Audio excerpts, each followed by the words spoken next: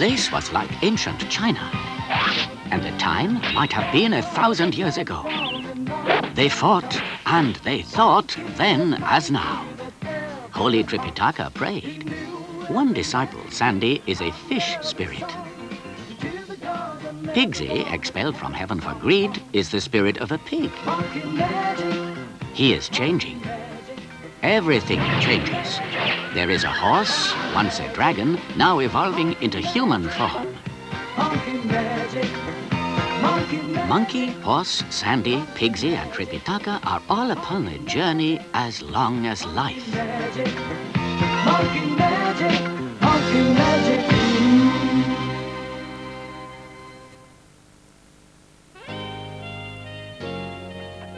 On their long pilgrimage from China to India, Tripitaka, Monkey, and the disciples meet endless dangers, and most of these are phantoms called into being by their own fears and illusions.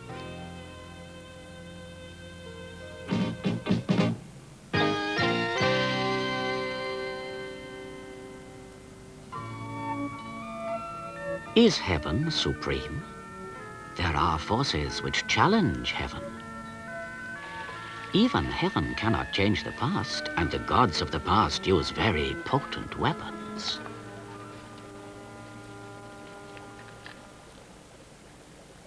What have we got here? Oh, lovely cool water. Hey, you two, come here. Oh, beautiful. Come on, you pair of tortoises! If it's cool, why is it steaming? I don't know, who cares? Come on in! We're right! Oh. Monkey, your shirt's all right. Nice and wet. Wet and cool and absolutely fantastic! Oh, I can hardly wait. Ah! Wait for me! Oh, it's lovely! Wonderful! Don't care if it's bad for me. It's nice and cool and oh, it's ecstasy. Hey, Master! Where's he got to now? He's such a fool. Probably stopped to pray.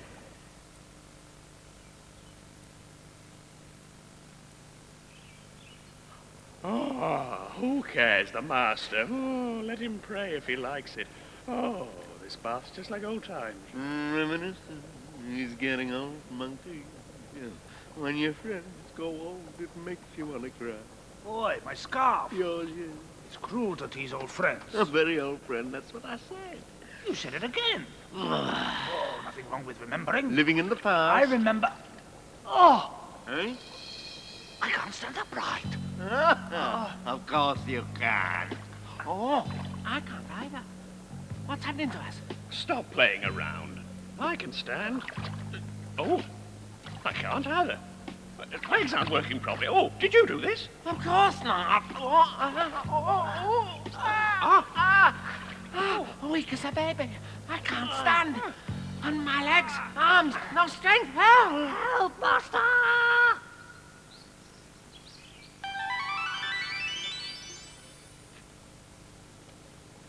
Monkey? Where are you? Anyone? It's not funny to hide. I can take a joke as well as anyone.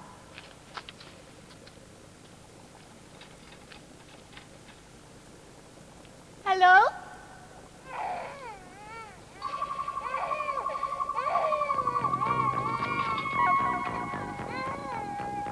It's Monkey. What happened? Pixie, Sandy, answer me.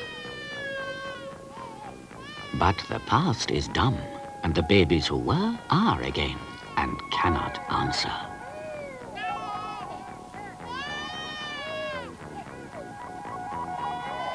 Oh dear, bathed in it, did they? And I'll bet they were being nostalgic over old times.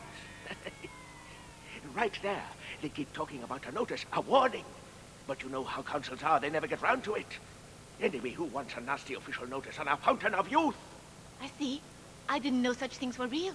Real? Who are you to say what's real? It works by changing people back into what they were. Even magic has rules, you know. My disciples, how do I make them as they were? They'll stay like that till they grow older. Well, I can't wait that long. It might take years. We're on our way to India to bring back scriptures. As to that, I can't read, but I know a thing or two. You know an antidote? No, it was wrong of me to mention it. The pool belongs to two spirits of time past. They'd eat you alive. They're cannibals. Please, you've got to tell me now. Well, mind you, the whole thing is impossible and no one has ever succeeded. Make one of them cry, and a spirit's tears will restore your friends.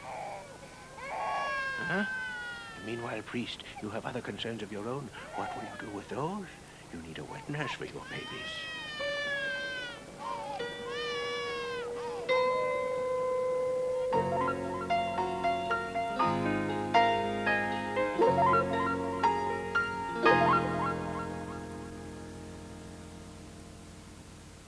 There, fed and dry.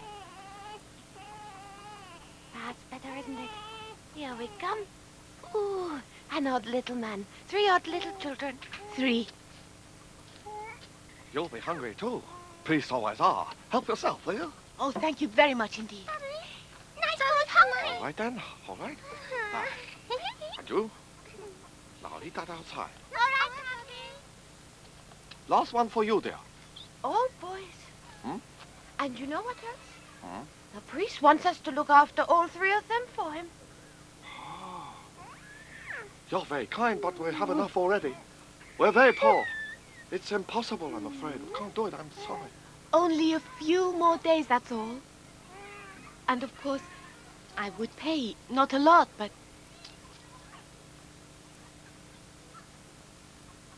Exactly how many days do you expect? Well, I don't know exactly, but not very many. I really will come back for them. How can we trust you, though? I'm a Buddhist and I don't tell lies. I have to find 2 spirits of time past. Then you'll return? If he can.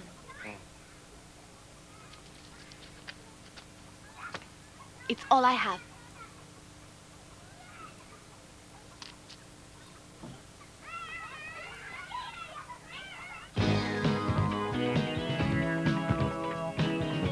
There is earth and there is heaven. In the space between these two, there is room for man, for woman, and for babies. Tripitaka went searching for spirits. After prayer and meditation, the priest learned that heaven must work with natural laws. But Maya, illusion, knows no such limitations. Was it the spirit which moved him to ride the dragon horse towards a certain mountain? And a certain cave?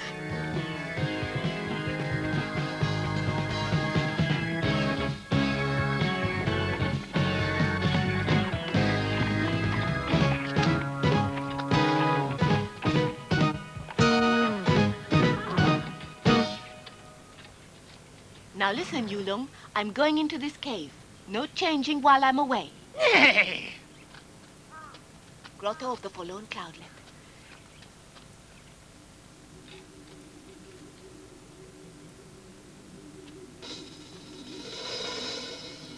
There is no one within, but Tripitaka soon has proof that it is a den of demons. Dreadful proof.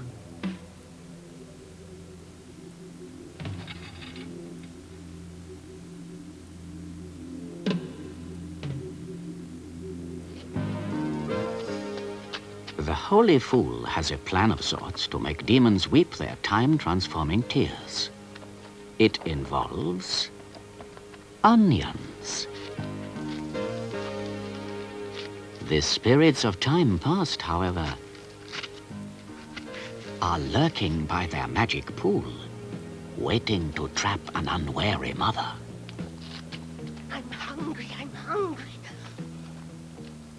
Someone will come. Someone is coming.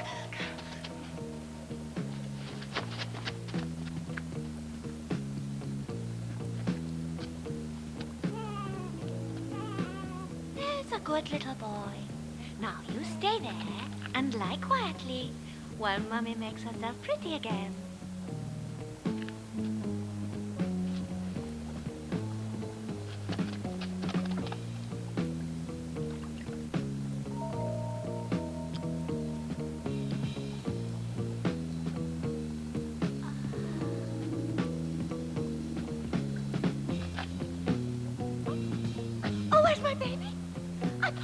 I know I did.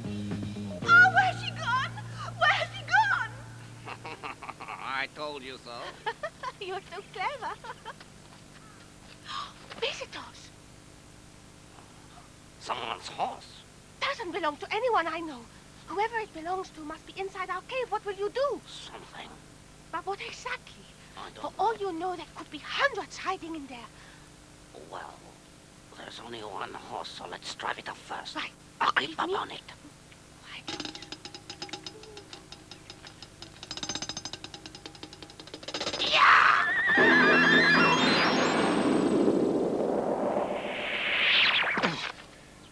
Oh, scared me. Masquerading as a horse. Monsters! No!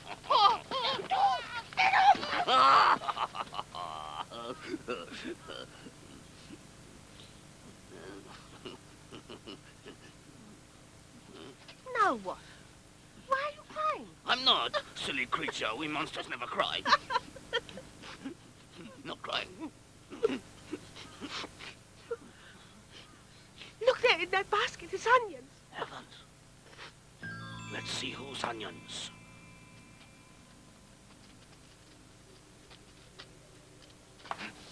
Priest, what do you want? Sir, I want to ask a favor.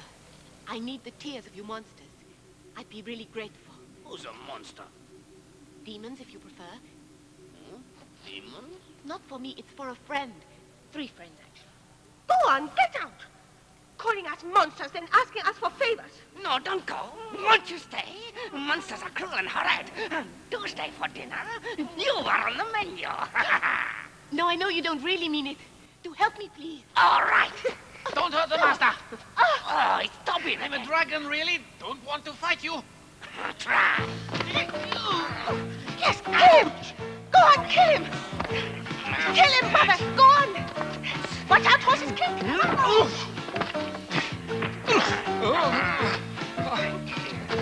Shut up and fight. Don't hurt him, whatever you do. Try! He's hurting me a bit. Is that all right? I'll kill you.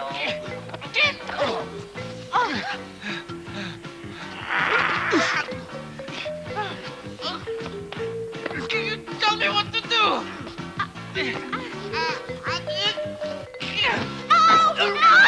Run!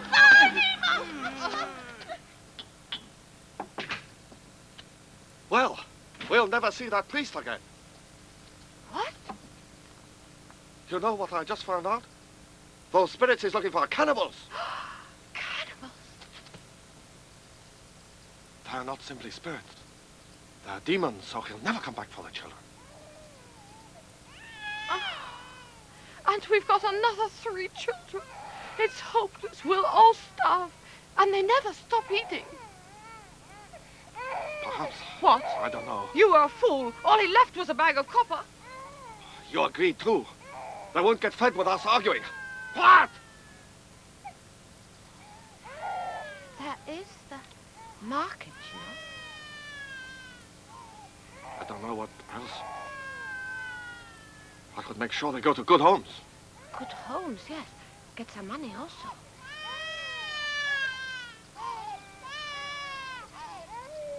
Gather round.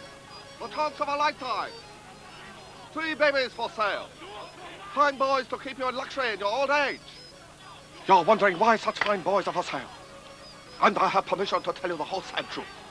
Nobody's blameless, and they're illegitimate. And from such noble families, sons of dukes, generals, and even a civil servant. Their mothers were disinherited, of course, and they died. Some of these dear little orphans can be yours. You, madam, there's a sadness in your eyes as if you've been recently bereaved. Have you lost a son?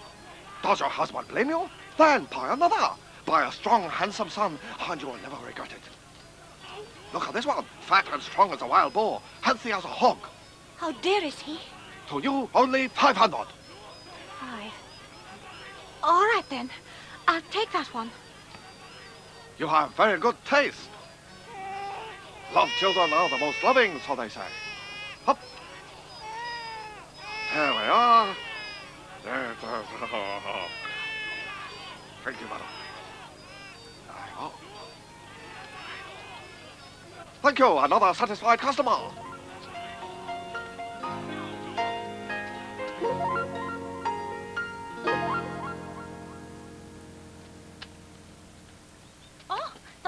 here and worrying that you were out alone.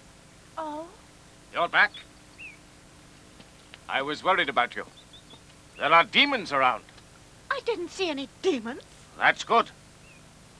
It would be awful if anything happened to our son. Where did you go then, out for so long? I was out walking. Don't fuss me. All right. Let's see the little lad then. Oh. Oh, yes, there. Handsome, aren't you? He's getting a little suntan. His nose is quite swollen. A horsefly. I think he got stung. Like a pig. But it quite suits him. He's still our son. Better put something on it. Iwa! Master? A little hot water. Our baby always fools the crowd. But can he do any tricks? Well, he's a bit young. You can teach him, though. That face is incredibly ugly, huh? Huh? It's a deal. Excellent. Here. Thanks. And you want this one? Well, he's a little monkey. But he's even other. All right. Here, the fish one. There. Thank you. Good luck with the show, sir. One to go. Like a little brother, sir. From here, 500. Hurry, hurry, hurry, hurry. Oh, is it true? Is it really true you've got babies for sale? Yes, sir. And you're in luck. This is the last. Mine. You'll make more than a mouthful. You'll need a lot of feeding. A slip of the tongue, that's all. Well, it costs 800 Oh, words. very reasonable.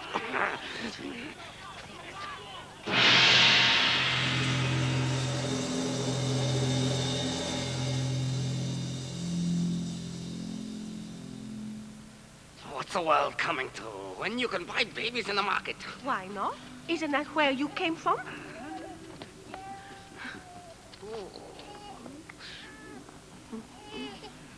Remembrance of time past?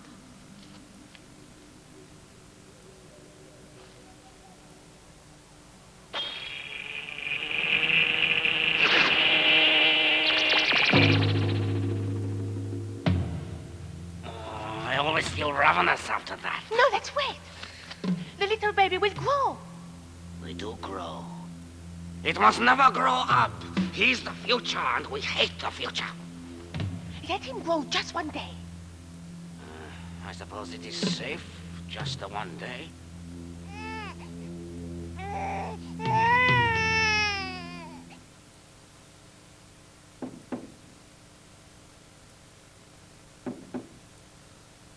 Listen.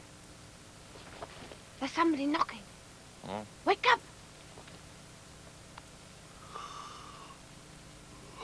Someone at the wrong house. Go and see.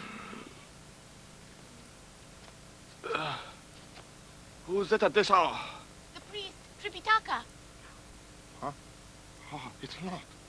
Oh, heavens, he's come back. Don't answer. Don't answer. It'll make it worse. I must answer it.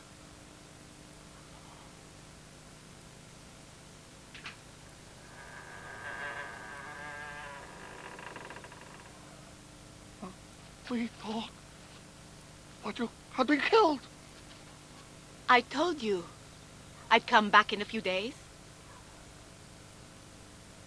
If it's convenient, we just want our 3 friends. Where are they? We thought you'd been eaten by monsters. I'm afraid we couldn't afford to keep them. What kind soul is looking after them then? Huh? Well, who is it? Nobody. All 3 of them have been sold. Huh? We couldn't feed 3 more. We thought that you were dead. There was nothing else for it. We sold them to different people. Yes, and who were they? Huh? We'll find them. Yes. The trouble is... Say it. We just don't know who had 2 of the children. Huh? Who had the 3rd? Roll up for the world's greatest freak show. We have weird creatures such as you never see in 100 lifetimes. You laugh, learned professors stop to look. What is it they cry? The baby of a mermaid, a water nymph, unbelievably hideously ugly. Master, just look. Sandy, that drawing you see. Creature. It's a horribly ugly creature. Yes, I think you're right. No, wait. Here, this is the way to go. Just to look at this baby is to laugh. Thank you, sir, and the next. Roll up, roll up. The world's greatest freak show. We'll pay 1,000 won to anyone who can keep a straight face. Come in, it's quite safe.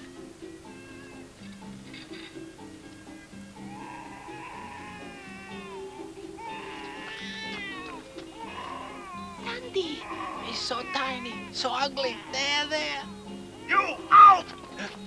What are you doing in here? Well, this baby's my disciple. What?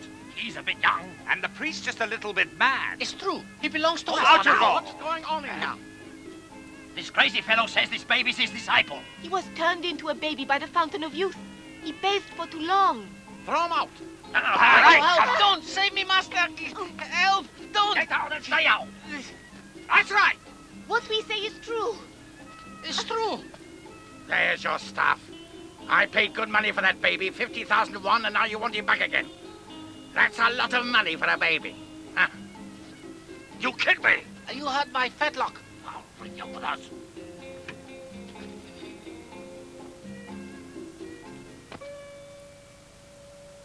Monkey could help us. Yeah, he would if he could. You're right. We can't rely on him. We shall do it once we've rescued Sandy. Well, didn't we try to do that? I thought they threw us out. Anyway, we don't even know where they are, the other two. I've a plan, you know. They can't hold Sandy full grown. To restore him, we need the tears of monsters. We failed there too, didn't we? Then we'll have to try again. Come along, we'll go back to the cave. But they're dangerous. Have you forgotten they're cannibals? You don't really mean it? Hmm? Oh, shut up and grow. Didn't know growing was so noisy. I wonder if he'll grow much more. And it's time for breakfast. Yes.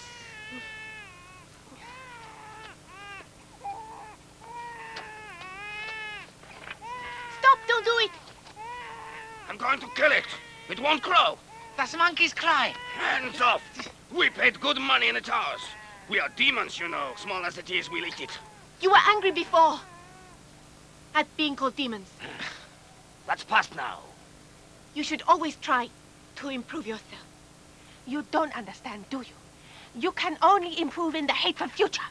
In the present. Stop living in the past. He's talking dirty. Don't hurt the master. Got you.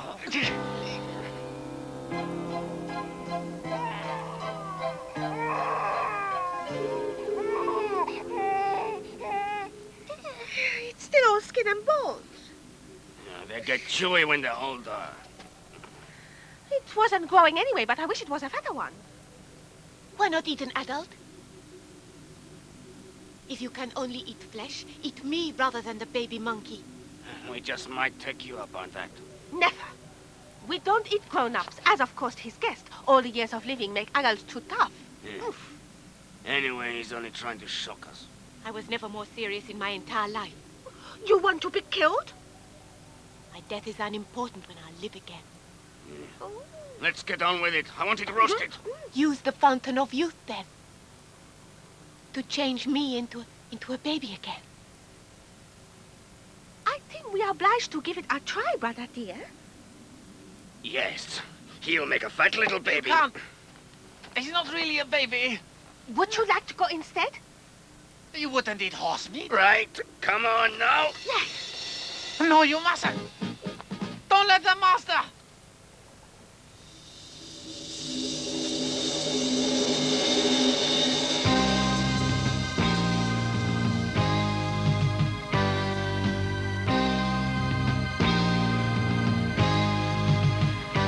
There are times when youth is a curse, not a blessing.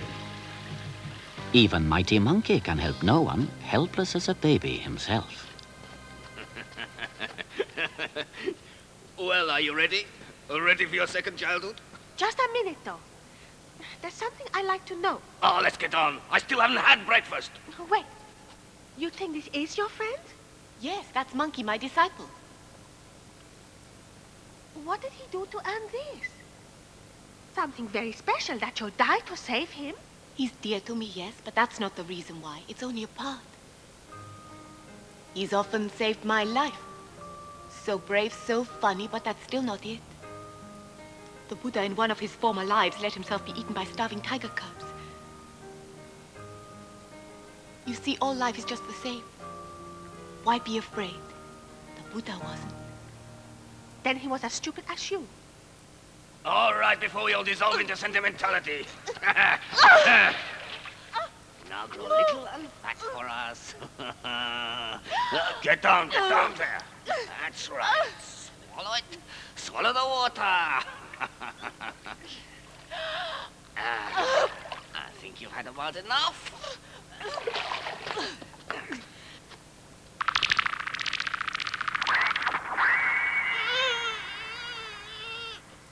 Nice and plump.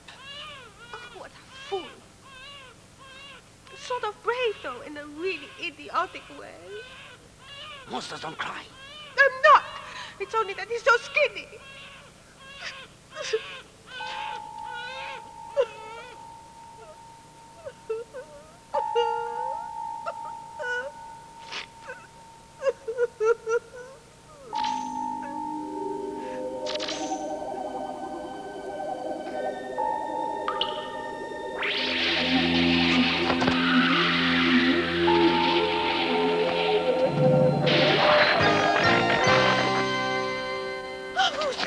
What do you want? You know. You know, all right. I was listening to what you said.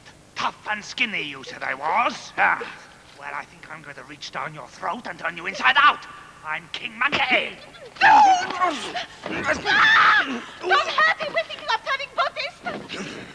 3 horns, huh? Ole! Ole! Get him! Kill him! Hey! Be careful! Don't fall in the water!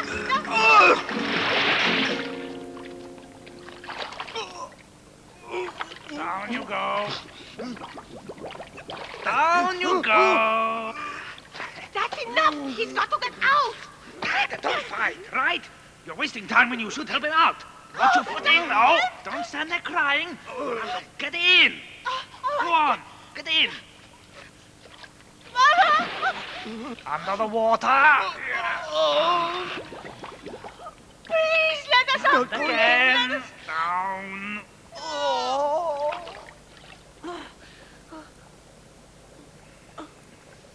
You've been very bad children. Aren't you ashamed?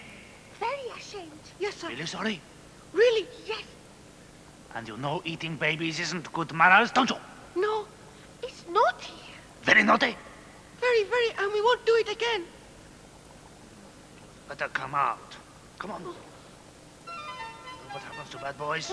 I'm not sure, sir. They get no pocket money. Keep it coming, keep it coming. Right? Good. All right, that'll do. Don't drown us all. All right, that's enough.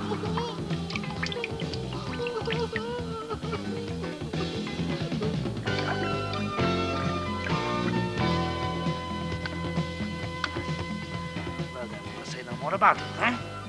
Oh, thank you, sir. Thank you very much. Thank you. Better get this sorted out.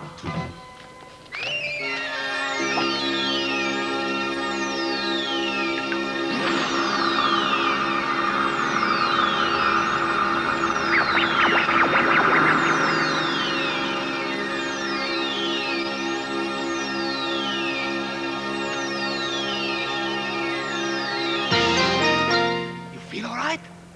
Monkey! Sandy's in a freak show. So, yes, I heard. We better get him out. Get a good seat out of this. Thank you, sir. Oi, you haven't paid. I haven't seen the show yet. Well, you can't go in until Who's going to stop me?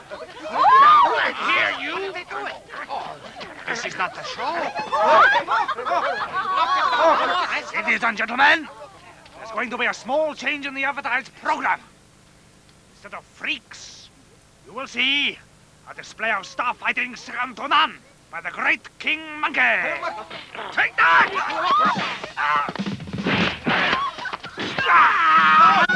Let's hear the hands. Come on. All right, let's give him a big hand then, shall we? You can clap, but stay back. Here we go. Come here. Here.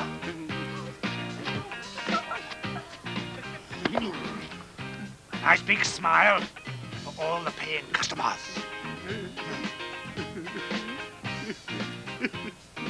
Now, where's the baby? Oh, I'll go and get him right now. After my next announcement, ladies and gentlemen, all you've seen so far is nothing at all. But now we get to the genuine magic show. Ready are you? Then let's hit it for the two losers. Thanks a lot. Now then, open up. We're going to have a real feast of magic. None of your ordinary tricks, monkey magic. Brought to you courtesy of heaven.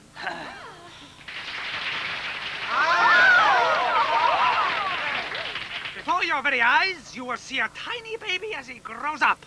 The child concealed by a curtain behind me will, even as you watch, become grown up to his full size, and you will witness such ugliness as you won't believe. Sandy, I was only joking.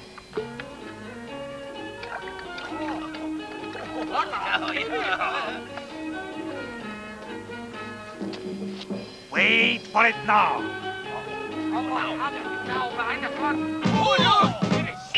Well, as you can see, I'm not ugly. However, he got the other bits of it.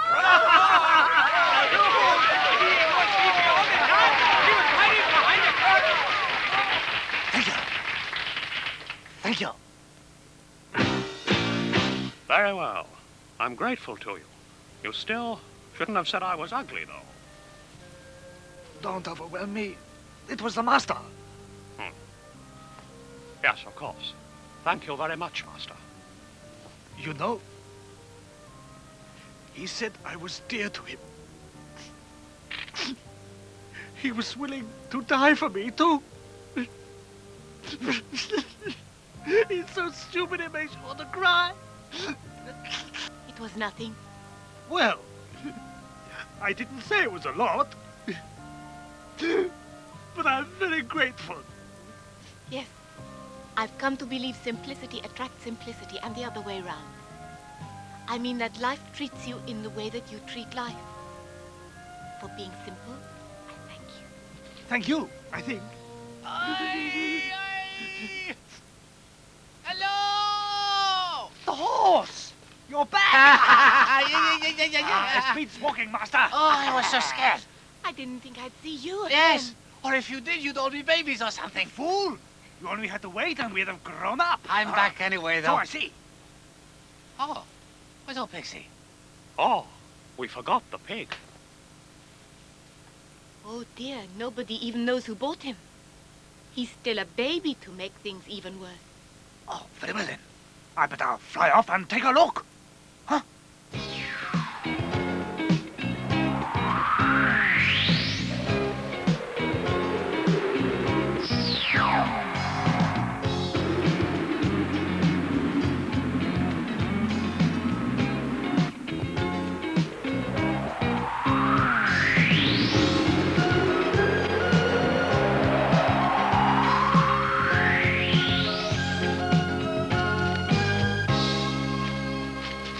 Looking, he's gone for good.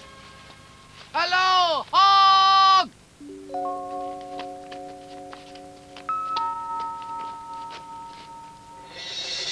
I smelled hog, I'm sure I did. You can gargle. Someone who's going to inherit all this. Good-looking parents. Why is he so ugly? There. Hello? Please excuse me, but is that your baby there? Of course he is. Maiwa, quickly! Take the baby! This creature, throw him out! Oh, isn't that a bit suspicious? If you were honest, if that were your baby, you'd be calling for the law right now. Well, if you don't want to explain, I can't force you. I'll go along and find someone who can. There'll be a magistrate somewhere. Wait.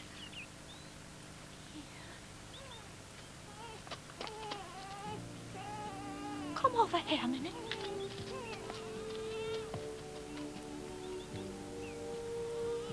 Oh,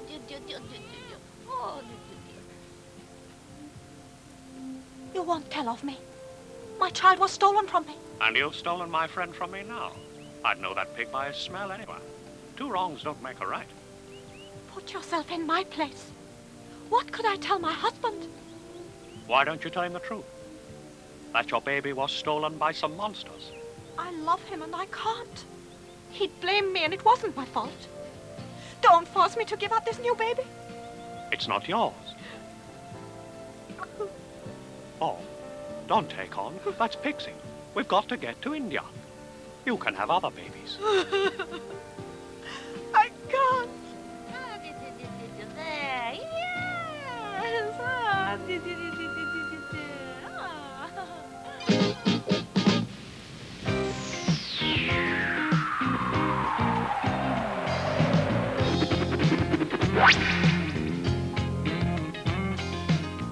There he is. He's got that pixie, so what on earth's he messing about for now?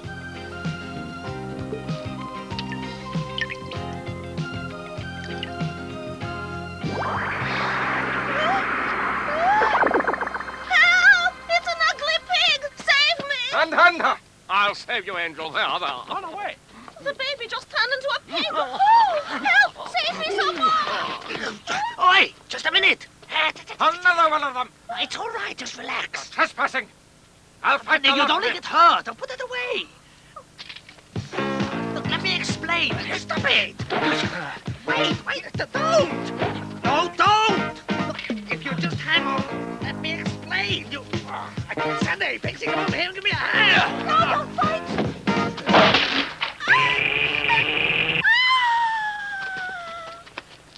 Shunlan! Shunlan!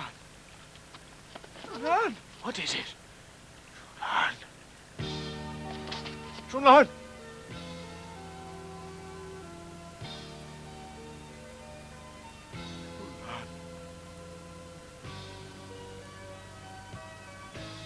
Die. Because I loved you so.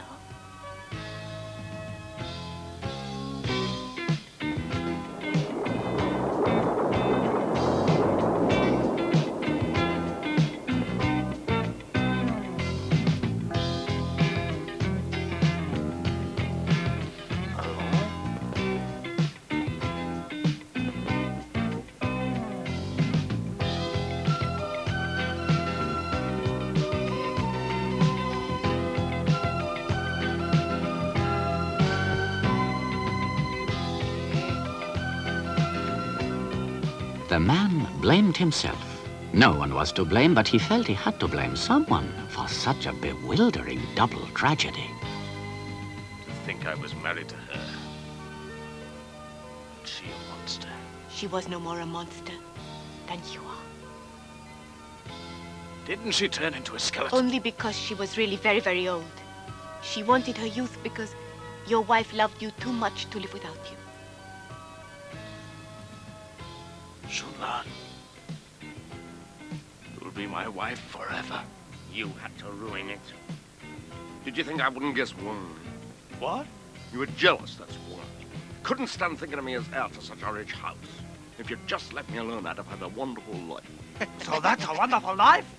Maybe you do need napping. What did you For another 10 say? years. Fine.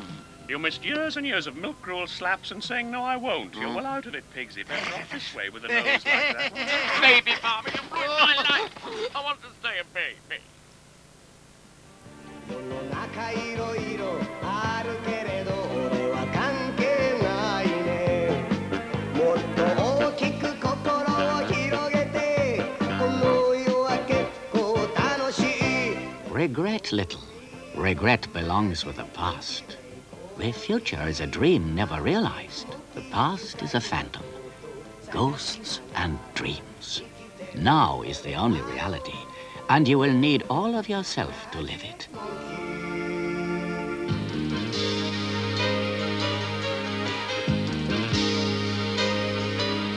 New stars shining on an ancient story that can take your mind to new horizons, where laughter and adventure crosses borders of time and place to open wisdom. You find roads into your imagination that can stretch an open pearl and forever. See colors transcending even rainbows. We have so much we can discover. Never stop that shining through the darkness. Holy and bright. So follow that star that can guide us now. So holy and bright. Lighting childlike purity in the dusty corners of our mind. Holy, holy and bright. The star is shining so holy and bright. Holy, holy and bright. Never let it go out of your sight. Holy, holy and bright. The star is shining so holy and bright.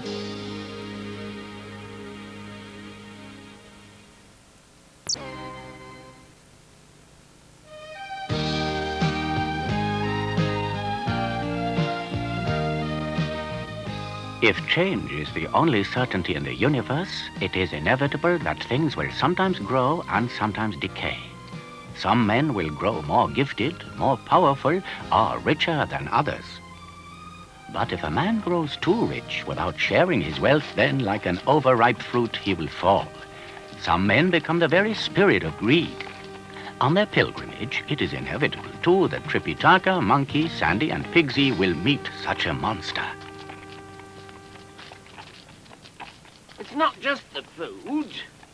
I'd rather have a soft bed and a little comfort and luxury. Baths, I've forgotten what they're like. That will do. We can't afford baths and inns. Nothing but work. And how do we get over that mountain over there? I wouldn't mind a few days' work sometimes. He's too lazy. He doesn't like work. Just for the money. Oh, I'm lazy, am I? And what about you? We're going to India. We've got mountains to climb, and there's a long way to go yet. There's no time to waste. Monkey, Master? why are they running? Wait! Stop! I'm first! I was before you! You won! Let's ask, shall we then? Hmm? Oi! Stop a minute, will you? Wait! You! Where are you all running to?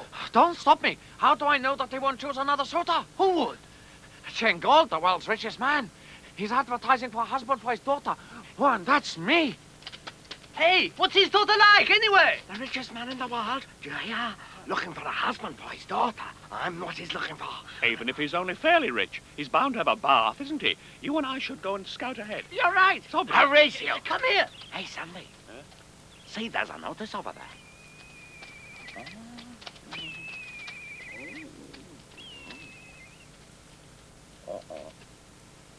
What's it say exactly? Ah, well, he signs himself the world's richest man, and men who desire the hand of his only daughter, beautiful Mai Sang, should report to his house in the village for the necessary selection process. Process. It's a foregone conclusion when I get there. I want a bath, so I'll just wish you luck. Oh, well, I do feel lucky. Yes, certainly I do. You'll come to my wedding, of course, won't you? Oh, if they invite your friends, I'll be there. Oh, do you think they won't? I'm sure they will. See you there, then. Good luck to you. And you, with your bath. Yes. Oh. What a scruffy place. Doesn't look very wealthy. More shabby than anything. And nobody about. Wonder where they all are. There he goes. Oh, get him. Help me, please. You. Out of the way. You sound rather bad-mannered. He asked me for help, and help he'll have. Yeah.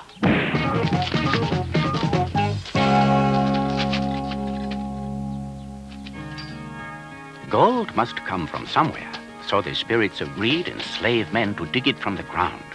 Gold is a truly magic thing. It is of small use to anyone until men believe in it, that it is valuable. Then magically it becomes very precious indeed. Sandy and the escaping slave are sent to work in the mines. Go on, hurry up. Up, you lazy dogs. Oh, no, you don't. Up, you.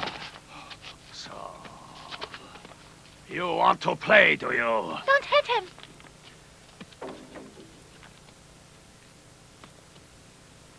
She is a beautiful girl. Who is she? Chen Gold's daughter, my son. All right, back to work. Chen Gold has found a use for the soft metal he owns in abundance. He eats it, feeds on it, until his very teeth turn golden. And he has become possessed of the spirit of greed. Copying their master, his two henchmen have become the spirits of silver and nickel. I just don't know what is wrong with me nowadays. However much I eat, somehow I still feel hungry. Yes, and silver isn't what it was. Yes, even nickel doesn't nourish as it used to. Even the smell is wrong. It stinks of earth. Nickel, get me some more. Lord Gold?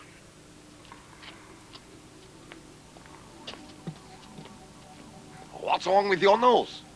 Huh?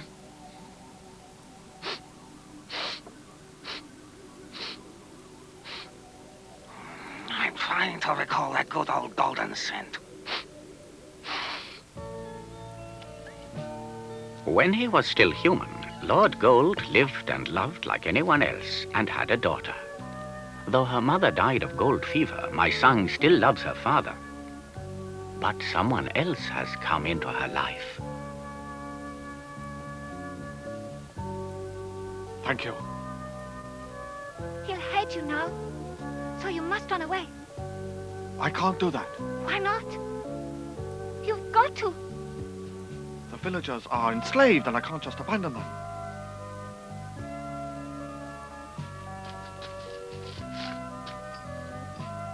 I don't want to criticize him, but your father is crazy. Someone has to stay here and oppose him. I feel that that is my responsibility. I'll do all that I can to help. Because of what I think of you. Don't speak of love, my son. That word is not far-fetched. My son, don't you see I've got to fight your father? So what sort of future could we have? My son! What are you doing with him? Your bullies beat this man because he objected to injustice. I buy justice, you slave! Go back to work. There's gold to be dug.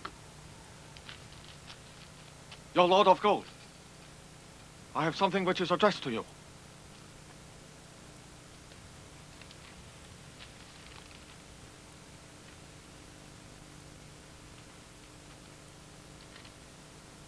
A petition, my lord.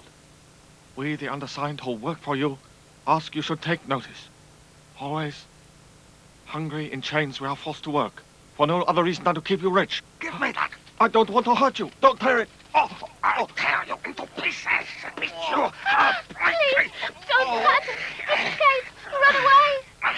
I'll raise an army to stand against you. I'll kill you. Oh, Father, if you hurt Hong Wen, I'm going to drown myself in the river. No, don't do that. I shall unless he goes free. Go away. Rebellion. Let him go.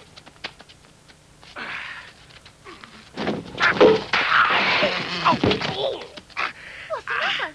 How can a golden hand hurt? Well, it does just all. Oh, I don't know what's happening to me.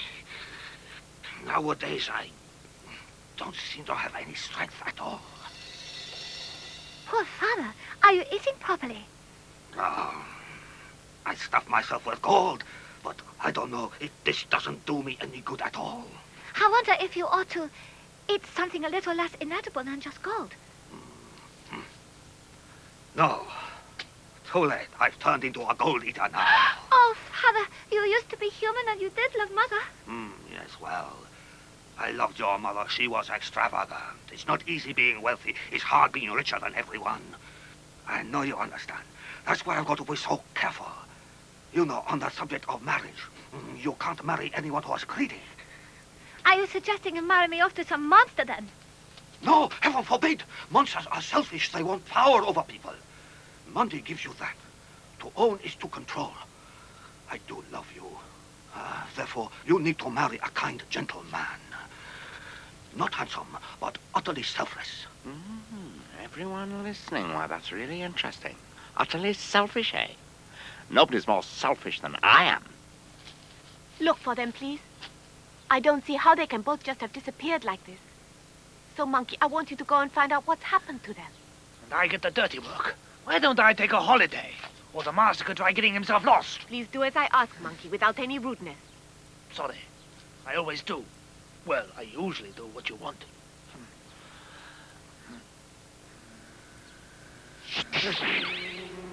Well, I know where Pigsy is.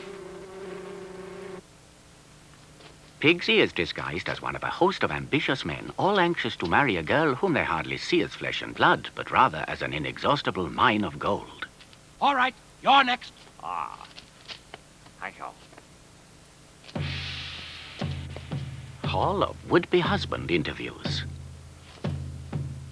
Come, this way.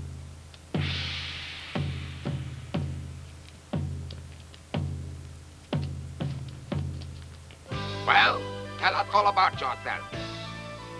I'm Hugh, a butcher by trade. So, I know the value of money. I should be very respectful of your gold. Oh, really? You like gold, do you? If you like gold, go and dig for it. Take him to the mine. No, wait, away with him. No. Oh, what did I do? I don't want to go. I don't. No. Always man for my gold, so let them mine it then. But is nobody ever going to be suitable for your daughter? Recruiting, aren't we? Oh, you ask for more silver? All right, they can bring the next slave in. Next.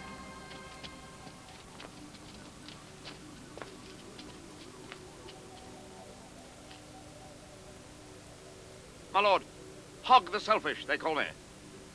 I'm practically unbeatable in a fight. My only virtue. I don't lie so very well, but I'm very greedy. When I say that I can fight, I mean I'm cowardly. Selfish, too, yeah. I've earned my name, the Selfish Hog. A selfish maniac! Get out! Am I going insane? The mines again? Just a minute. He's an honest fellow to confess the truth. What harm could a man who tells the truth do to us? I like it. You do? How do we know he isn't lying about everything? Let's see how unbeatable he is. Well, Selfish Hog, are you honest or really a liar? Shall we see if that weapon you wear at your side is a mere ornament? It's not. It's sharp. Then use it, unbeatable warrior. Against my guard. Sir.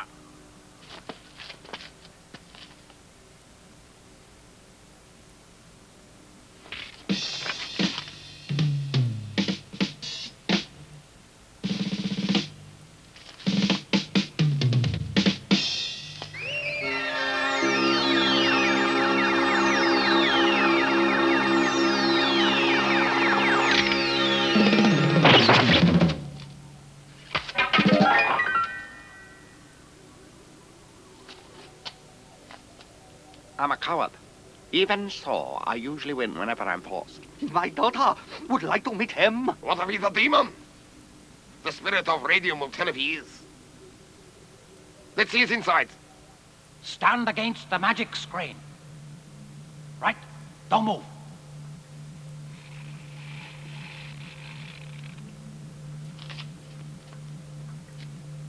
The invisible light of the radiant tells all.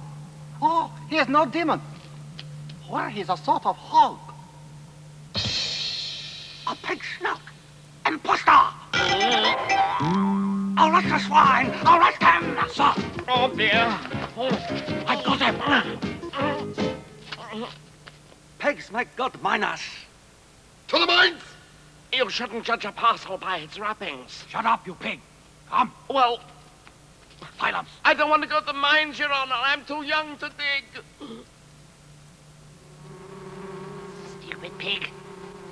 As ever, I'll have to rescue him.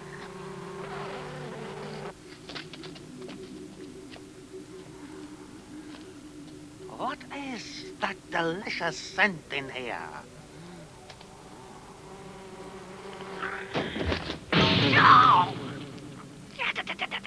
Ah, a monkey disguised as a fly. To the mines! Sir! Wait a minute. Bring him back here. Where am I? What happened? Oh, what a delicious aroma. That's what the smell was. Pure gold. I knew I could smell it somewhere. That ring on his head is 24 karat tingling. Delicious. Let me have a... Oh, that hurt. Oh. Stop complaining. Gold is his lordship's only luxury. It's the wrong sort of carrot. The ring won't come off. It hurts. It hurts.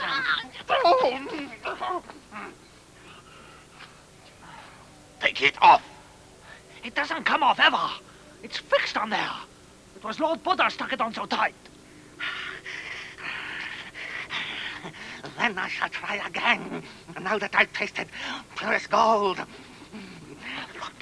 Ow! Ow! Don't!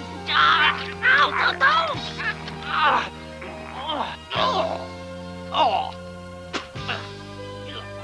I've got a hair on my mask.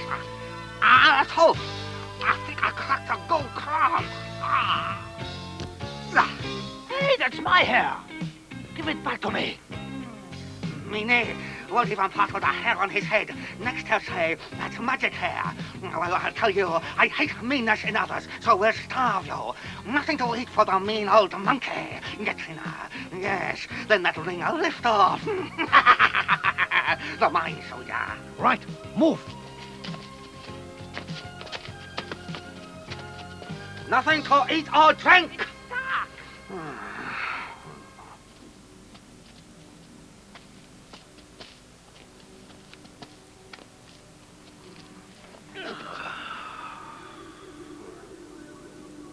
Your daughter, Lord Gold. Will you interview more husbands? I won't. No. All after my gold, daughter. Ah, yes, they are, my lord. Fortune hunter. Of course, it will have occurred to you you'll never find anyone human who's suitable.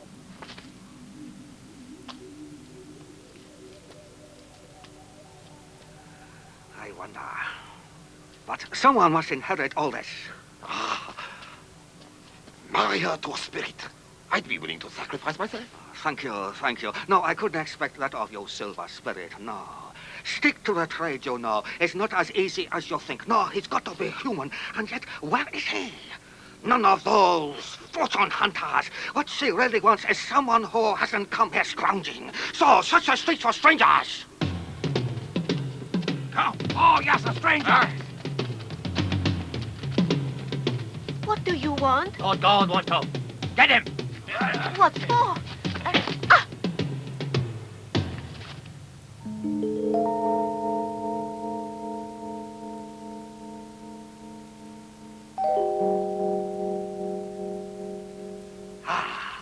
So you are awake. Now tell me what you think about gold. I have no gold. You tell me why you have kidnapped a priest. Yes, what do you feel about being rich? We are going to India for the Emperor of China. I don't care about money. Don't you know that all Buddhists are rich already? Oh, you're wealthy already. Did you hear? Whatever Buddhists are, I think I like the sound of them. Buddhism's a sort of religion. He means spiritual riches or some such nonsense. Their ideas are dangerous. Rubbish! How can an idea be dangerous? Look, well, you just look at them. He's not dangerous. You're not dangerous, are you, pretty little booby? I like him. I like the look of this booby. What if he's another pig? The test! Test this one! Helium, prepare to test another one. Take a deep breath and hold it. Right. Quite still.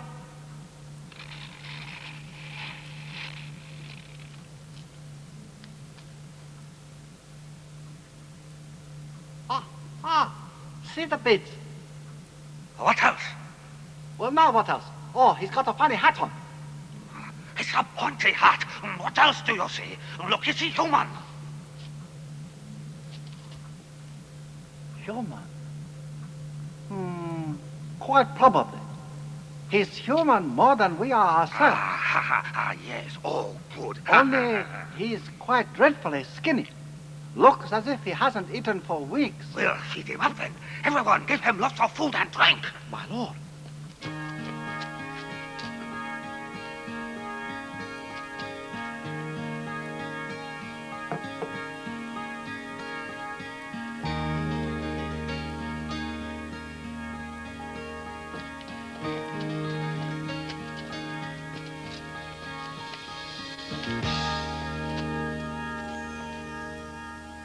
Son, this is the fine young fellow I told you about. Well, eat up now. Grow strong. Sir, I think you're under some misapprehension. I'm a priest and a Buddhist and I don't eat meat. You hear? Just think how you will save on the housekeeping. Let's have some gold in here now. My lord.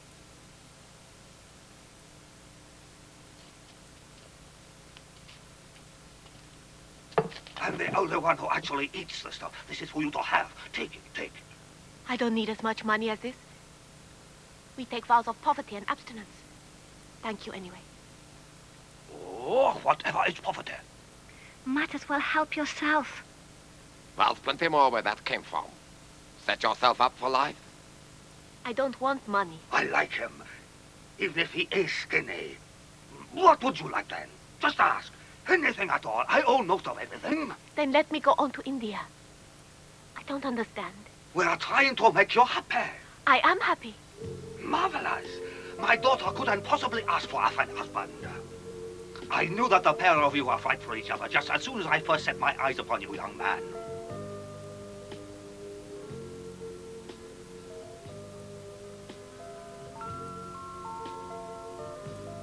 There, you're not saying no, priest, are you? You do like my daughter, so when shall we have the wedding? I have to go to India for the scriptures. I've made a promise to Buddha. Scriptures? I'll buy you some scriptures. That really wouldn't do. My son, you persuade the silly boy, eh? He's good looking, isn't he? You do like him? He's very nice, I suppose, but... Nice? I should just think he is. Would I buy you anyone bad? I don't want a bought one, Father. I'm already in love. What does that mean? Don't go! Oh, well, thank you for everything. But you haven't had anything. Don't go running off till we finished our little chat. Now, you don't seem to realize just what it is you are turning down. Now, if anyone ever told you money can't buy everything, they were talking absolute nonsense. That means my offer is that you can have anything in the world you want if you will take my daughter. He won't, my lord. If you ask me, he's not fit to marry her. I'm not. Hold your tongue. Now, what will change your mind? Money, a new church, power? Say what you want and I will give it to you. There's nothing I want, except to leave for India. I don't believe you. That's your privilege. I'll admit you. I must always get my way. Or I sulk. Here, Silver. I'll get nasty with him and then you'll see. Put this man in jail.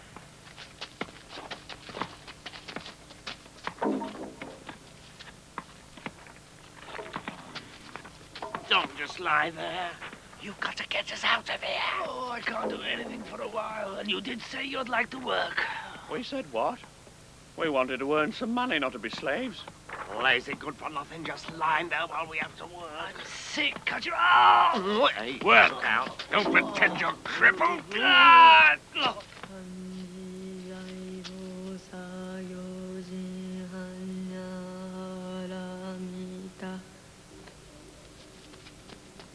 He's handsome. I'll show you. This is what he could look like. Watch.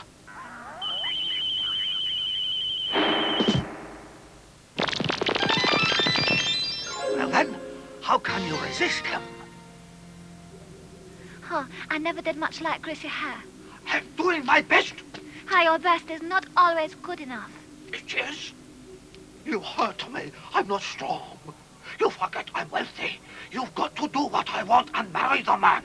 Not if he was the last man on earth. You shall. I'm going to be coming. I'll fix you, my girl. I'll put you in jail till you do what you're told.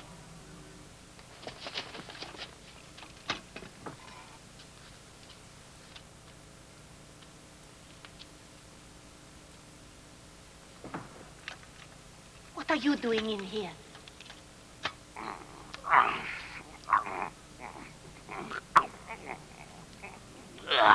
It's like a mud. Nothing I eat is nourishing. Lord Gold. It can't be true that you've imprisoned your daughter. Yes, I did just that. Then forgive me if I am forced to speak frankly to you, Lord Gold. I wonder if it is not a somewhat unorthodox way to treat her? Highly unorthodox, yes. Mind you, it has nothing whatever to do with you, has it, Sir Silver? Do you think you grow rich by just winning the state lottery? I assure you that it takes rare cunning. Brilliance, cunning, and obsessions, qualities which you won't find in idiots, I think. I stuck her in jail, yes, in his cell. Let's see if he can resist her. I hope they're going to fall in love.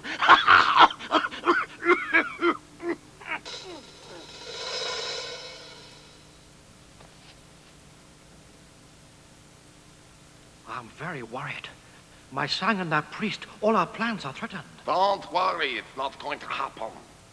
Would she choose a human over a monster? Girls are funny that way. Not that funny. When her father is dead, she'll marry me.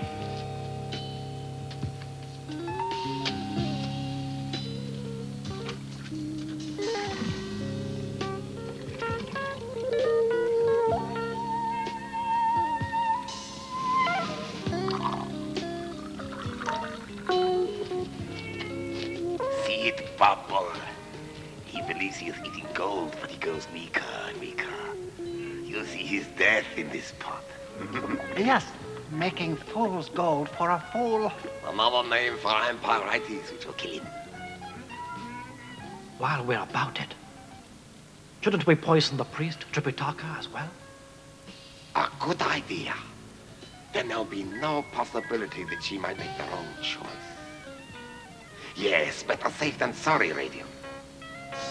Arrange for the death of the priest as well. Hi. Did you hear the news about Lord Gold's daughter? Oh, stuck in the same cell as the boy priest. No hope for you now. Then again, not a lot for him. Monkey, did you hear that? Murder.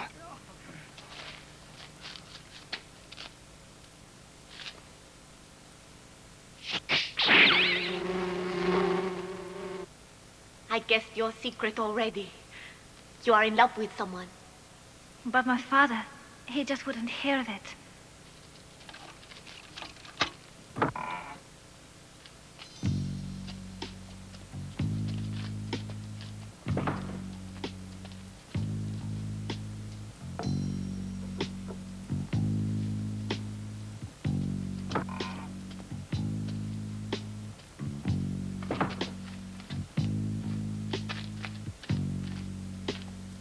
You made sure to give the poison wine to the priest.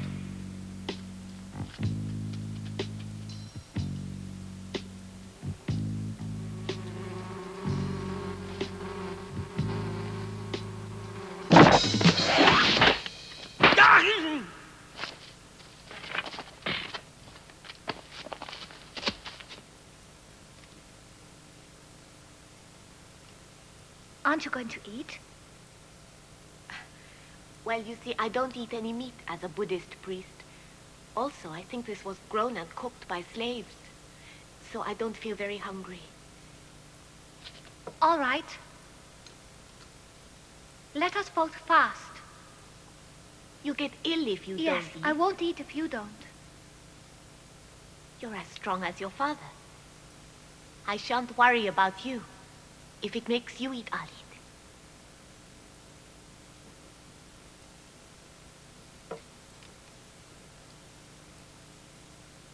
Wait, master!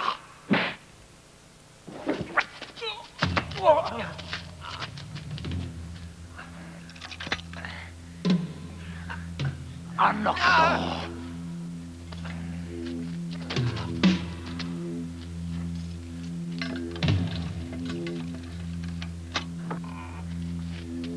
In you go. Come on in.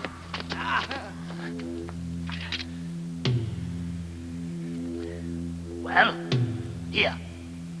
Eat it. Open wide!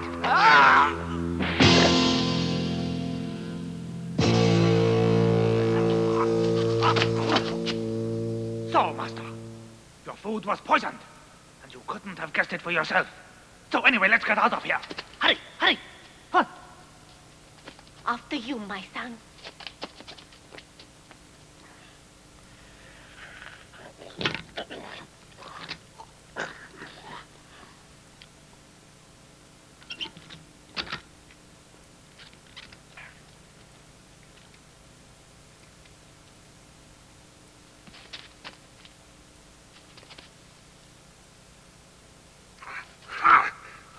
All's gold! You've been feeding me alparitis. No wonder I'm ill! It took you long enough to guess. Yes, I've been eating your gold, and now I shall rule your kingdom instead of you. Old Nickel's been eating silver. I will have his powers. You can't! It's mine! Give me my gold!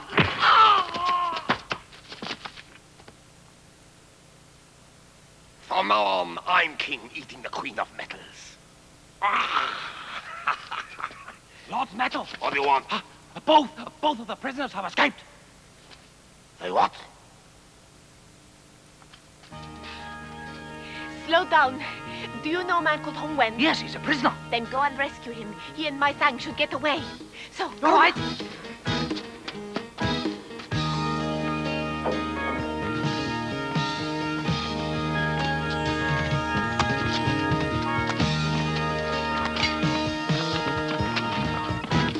What the?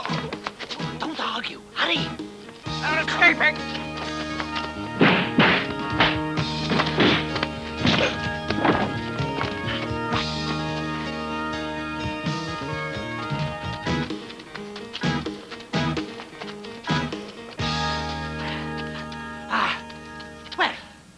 I think we've run far enough. You two can go on alone. I hope you'll be very happy. Well, what are you waiting for? Go!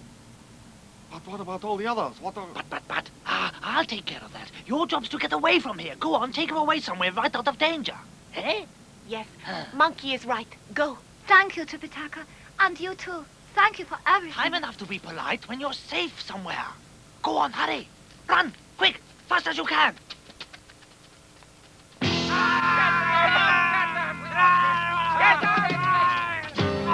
A little trouble.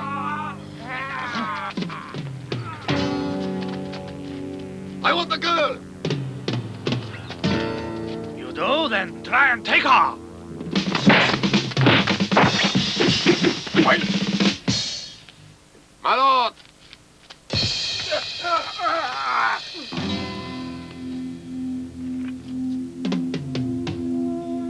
Don't kill my father. My son. My son. I'll have him killed unless you marry me. No, don't listen. Run now. My son, you're not to marry the silver dog. Dog? Oh. Well, this is getting tricky. You heard my generous offer. Promise. Marry me. Or your father dies now. No, don't. Don't kill him. I'll do anything you want. No, my son. Leave me my honor. Take her away. Hold it! Him. Oh.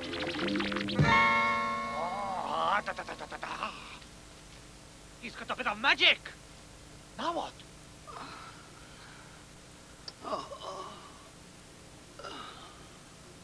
Anything you want. My price is still the same. Marriage to secure my succession. I won't sign. The marriage isn't legal unless I sign a contract. Don't hurt him. Please don't hurt him. Oh, yes, kill me. You will just as soon as you've married her. My daughter is not going to marry a monstrous creature like you, Silver. We'll see. You think so? He saved himself? Why, it stands to reason, doesn't it? The selfish. Oh, monkey! You were talking about me. Let's go. Ready?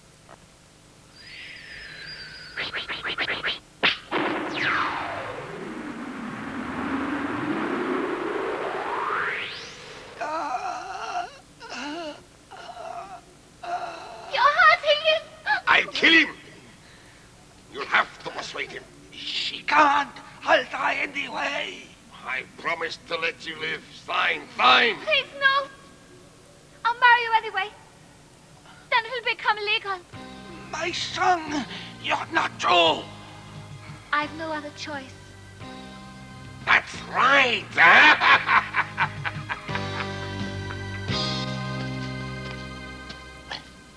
To the rescue, because he'll kill Lord Gold the moment they're married. Highly probable. Yes. No need to hurt him anymore.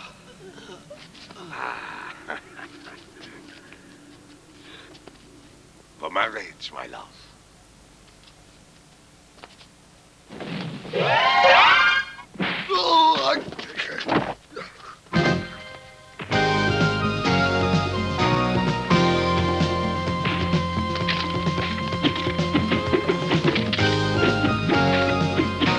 Curse you, monkey! Why do you interfere?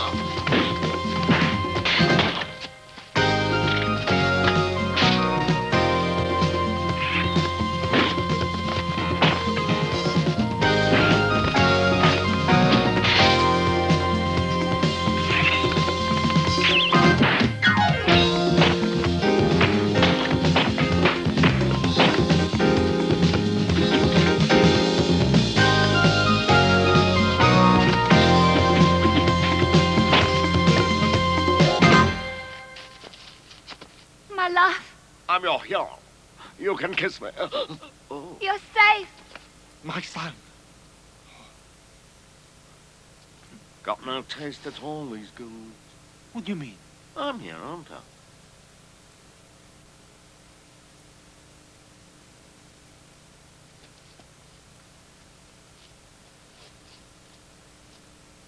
All our acts fly away from us, but time brings them back. Did you hear? Because you've been spitting into the wind. Monsters have their duties. A Lord of Gold should use what he has to help people. You devoured it instead. Monsters earn their lives like everyone. But unless you change the way you live, you'll stay one forever.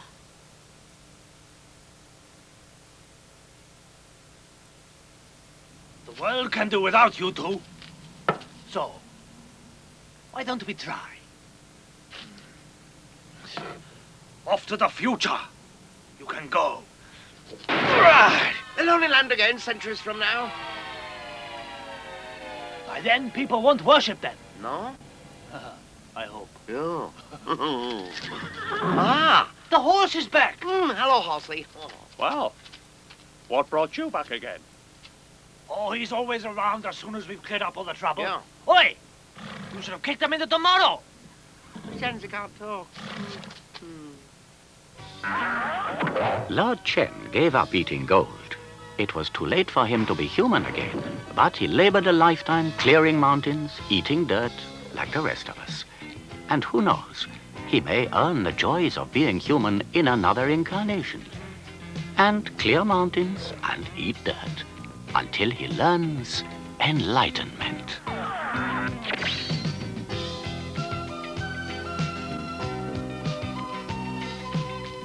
Good luck, you two! Look after yourself!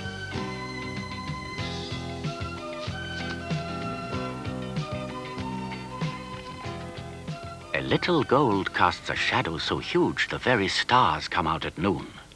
By the light of the stars, here and there small truths appear. Is Tripitaka wiser because he wants enlightenment quite as badly as another wanted gold? Even in shadow, one may meet another, find a friend, and learn from him. Magic Monkey.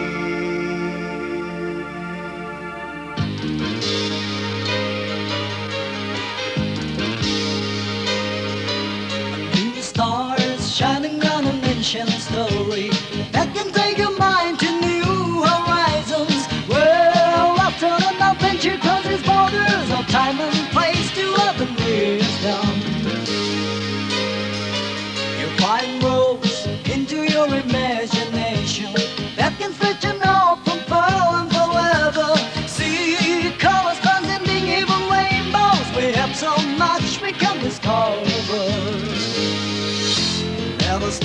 stars shining through the darkness. Holy and bright.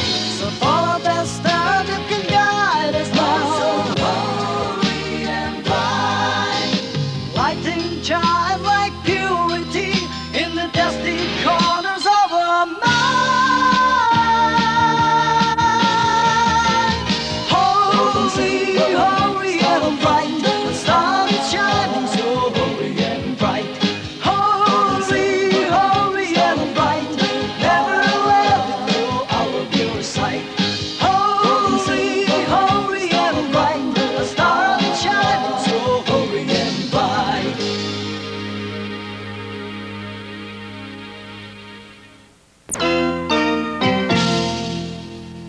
The place was like ancient China, and the time might have been 1,000 years ago. They fought and they thought then as now. Holy Tripitaka prayed. One disciple, Sandy, is a fish spirit. Pigsy, expelled from heaven for greed, is the spirit of a pig. He is changing. Everything changes. There is a horse, once a dragon, now evolving into human form.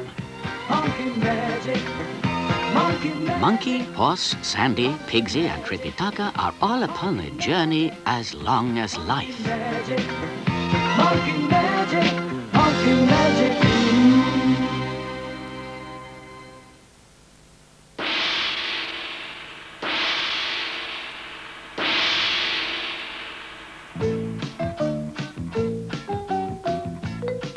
It is given to very few to be solitary because people belong together.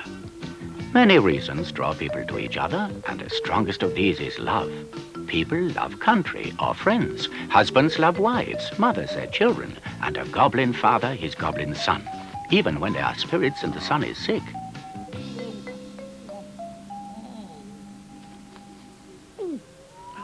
You're burning. With a temperature like that, you should be on fire, son. Oh, what have you been doing? Certainly not getting enough rest, eh? Getting about a fairy feast, I'll be bound. Well, you are young enough, just 400, a mere lad as yet. Aren't you? Oh. You shouldn't be sick. Perhaps I should call a goblin doctor to you. Oh, Father, I don't need a doctor.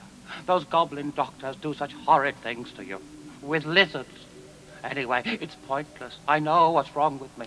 I have a sickness that no doctor could ever cure. You say it's something that no doctor can cure? Oh. Huh? Oh, it couldn't be. Yes, it is. You know, don't tell anybody else. I'm so unhappy. I love her. I've fallen in love with her. Now, that's really good news, son. I loved your mother, didn't I? Her third face was nearly pretty. So, who's the lucky gobliness? She's human. Human? Never. She is. She's human and I love her. Son, that's going too far. That's really terrible. Oh, we've always lived decently and kept ourselves to ourselves.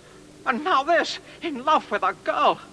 Son, women try to change goblins. You're courting a fate worse than that. Oh, do you think I don't know? But I can't help it. Oh, Father, help me, Father. Think of a way so that I can win her. I'm going to stay sick unless I can find some way to marry her. I love her, I do, I do. Now, you lie down, son. As much as that you love her, eh? More than that. Oh, Daddy, won't you? You're 2,000 years old. You can help me, Daddy. Oh, we'll see. And you want it legal, eh? All right, give us a clue. What sort of woman is she, then? Not that they vary. Humans are all rather similar. They're all mad, you know, and absolutely crazy for money. That's the answer, maybe. Take the shape of a rich human creature. Though a goblin ought to be irresistible to anyone. There, you wanted a plan? Go as a rich man. No, that's not going to work. Why not? It doesn't take the man into account. You didn't mention. Her husband. She's married. Married? That's right. I see, though I never could understand why one of those ugly creatures should marry another. Still, he's no problem, is he? You just turn him into a frog. Nobody ever understands me, do they? It's hopeless. It's not. Don't ever say it's hopeless. Now, what's the matter? You tell Daddy. Don't just lie there crying and wetting your sheets. Did I ever fail you? Oh, sorry, Daddy. I didn't really mean it. It's just I hoped I could win her love. I can't marry my dream girl unless she loves me. Strategy? Well, I don't know. This extraordinary man is the husband of the woman whom young Hu loves. He is also a self-taught Buddhist, and he has got one or two little things quite wrong. Oh! Ah! It works! I got it right at last! The file is answering all that guessing, and I got it! Oh! Ah! Eileen! Oh, where are you, Eileen? I did it! Eileen! Oh, where are you? Eileen! I done it! What have I you done done? it! What's the excitement? Have you conjured up Buddha with your wonderful magic? Better than that. Well, almost as good. Tell me quickly, beloved. Yes, I will. They're coming. The priest, Tripitaka, and Monkey, and everybody. Oh, how wonderful. When do they get here? Ah, well, yes, I wondered that. It can't be long, a matter of days. The flames fizzed in the divining fire. The flames Ah, fizzed? yes, they did. All right, listen. All our practicing magic and guessing, and it all came true. Told you so, didn't I? It worked. It did work. You see, we found Buddha for ourselves. All by ourselves? Ah, great Lord of everything. How do we thank thee? Oh, we thank thee for everything, great Lord. Happy are you, darling? Well, I'm clever, aren't I? Yes, you are. And I am proud of you, too. Ah, let's get ready. Ready, get ready. I'm going to meet them. The truth about magic is that it is unreal. Only the enlightened man sees clearly.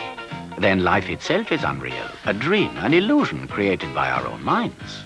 And if only the enlightened man sees truly, then we must take his word for it.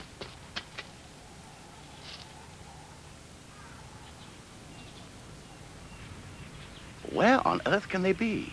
I wonder if they know that we are waiting. Psh. 俺は自由に生きる孫悟空だよ気楽なもんだよ世の中いろいろあるけれど俺は関係ない Ah, they're here. I can see you. Stop. Stop. Ah. Out of our way! Oh, I have been waiting so long, Holy Baboon. I want to learn all about Buddha. I have been practicing, and you must stay with me. And who are you? Whoever he is a funny fellow. Holy Baboon, you've heard of us then, have you? Ah, yes. So has everyone. You're very famous, you are. The holy fool, Tripitaka, and you always getting it wrong. Getting what wrong? Huh? 3 disciples, an ape, a sea lion, and a cat, traveling there and back to see how far Oi, I don't know what you're talking about, but you're very rude.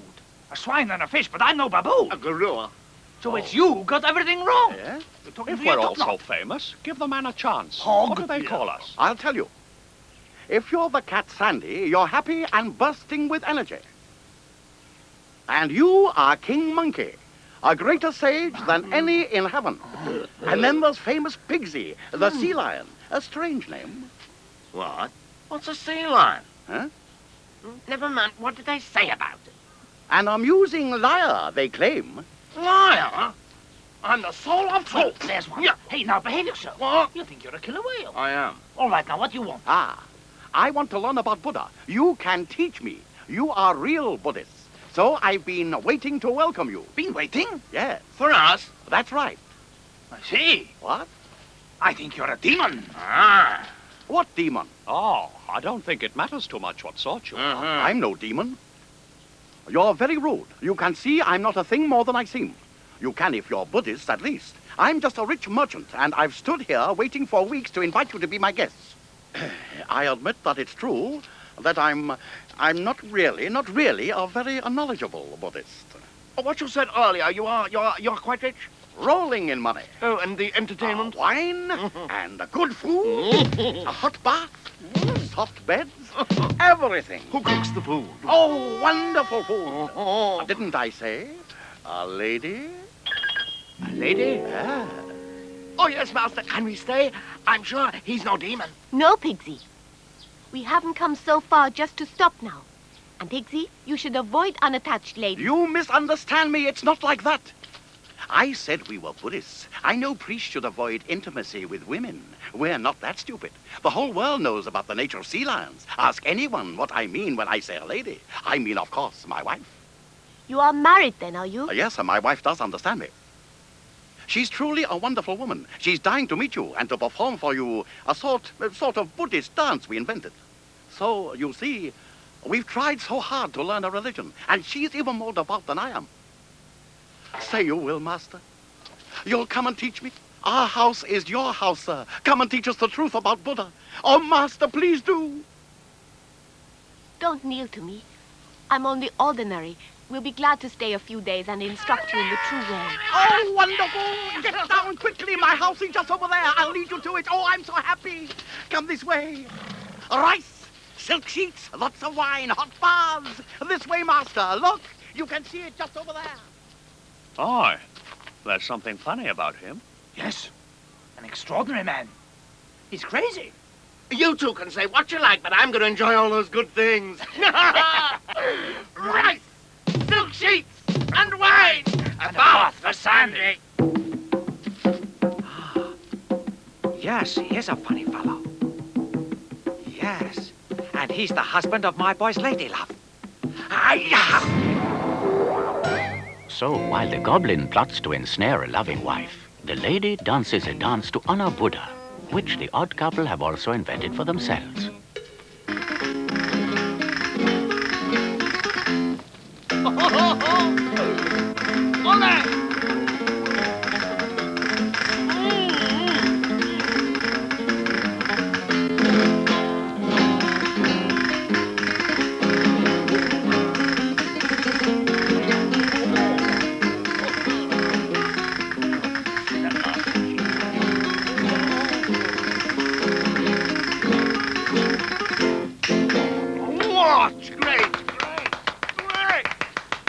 Ladies and a gentleman. Next, after my wife's marvelous performance intended as praise of a Buddha of whom we have heard so much and have guessed all the rest, by your leave, I myself, once again with my spouse's help, shall together perform sutras that we have made up. But watch me very closely, because I am the male aspect of dignity. I ask you to remember that we're not professionals, but this will astonish you. Here we go.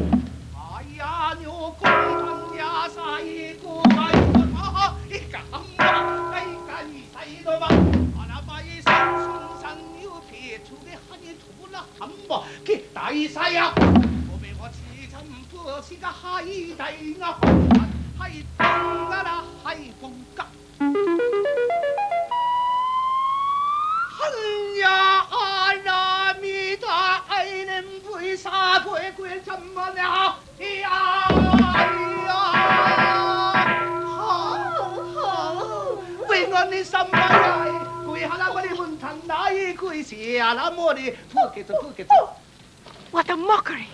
Huh? What both of you are dancing is a travesty. Stop it immediately. You don't mean we're doing our best? It's worse than awful. I can't believe this is mere ignorance. It must be a deliberate insult to us. You mock everything sacred. Sacred? Be quiet. Perhaps Monkey was right. You are demons who want only to destroy. Sacrilege! All right, the three of you. We shall leave this place. It's impossible to stay. Huh? But Master, perhaps it's a bit rough. So show us. What sort of dances do you like? It's dark outside. Couldn't we go tomorrow? Sleeping on the ground again. What about my Silk bath? sheets! Pity to waste all this food when you've No, had Pinky, that is quite enough. None of us can sleep here tonight. I'll pray that you're stupid, not evil.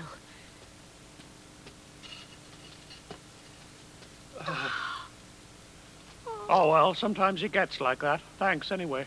The food was good. Thank you. You dance. You could take lessons.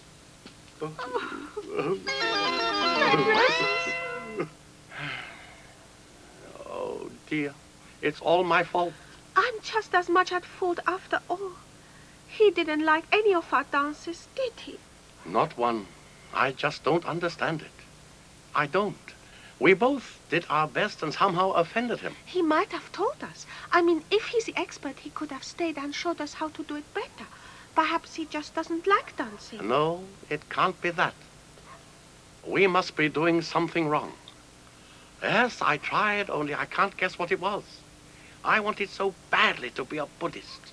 I know that, dear. Eiling, A cuddle? I'm sorry, excuse me, please. I didn't mean to intrude on you. Oh, such a freezing cold night. I was looking for a friend. They call him Tripitaka. He is gone, but who are you? Just a friend of his. A priest also, a wandering and traveling preacher. A poor old Buddhist. You say he's already left. Do you know where he's gone? A Buddhist priest? Yes. Nothing special, but I teach the law. One pupil was Tripitaka. Oh, yes. Forgive me, sir. I overheard it all. Then you know what I want so badly. How can I become a Buddhist?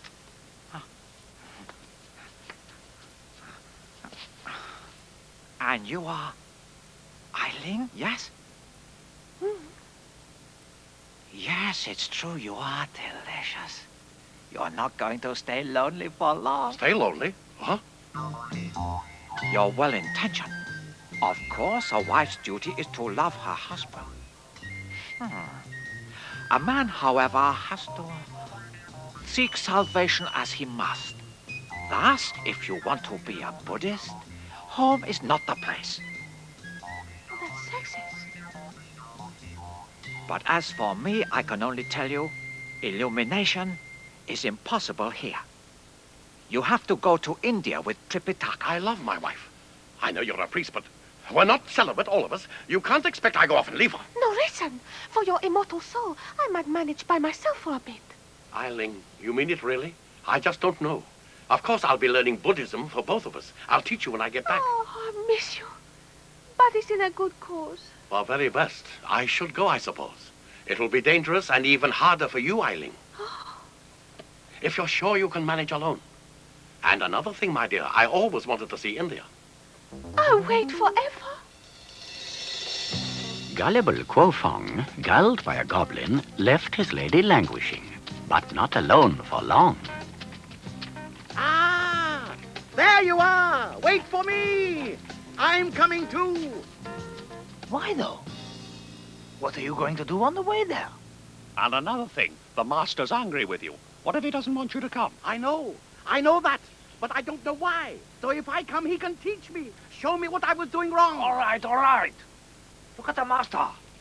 You know you insulted him, don't you?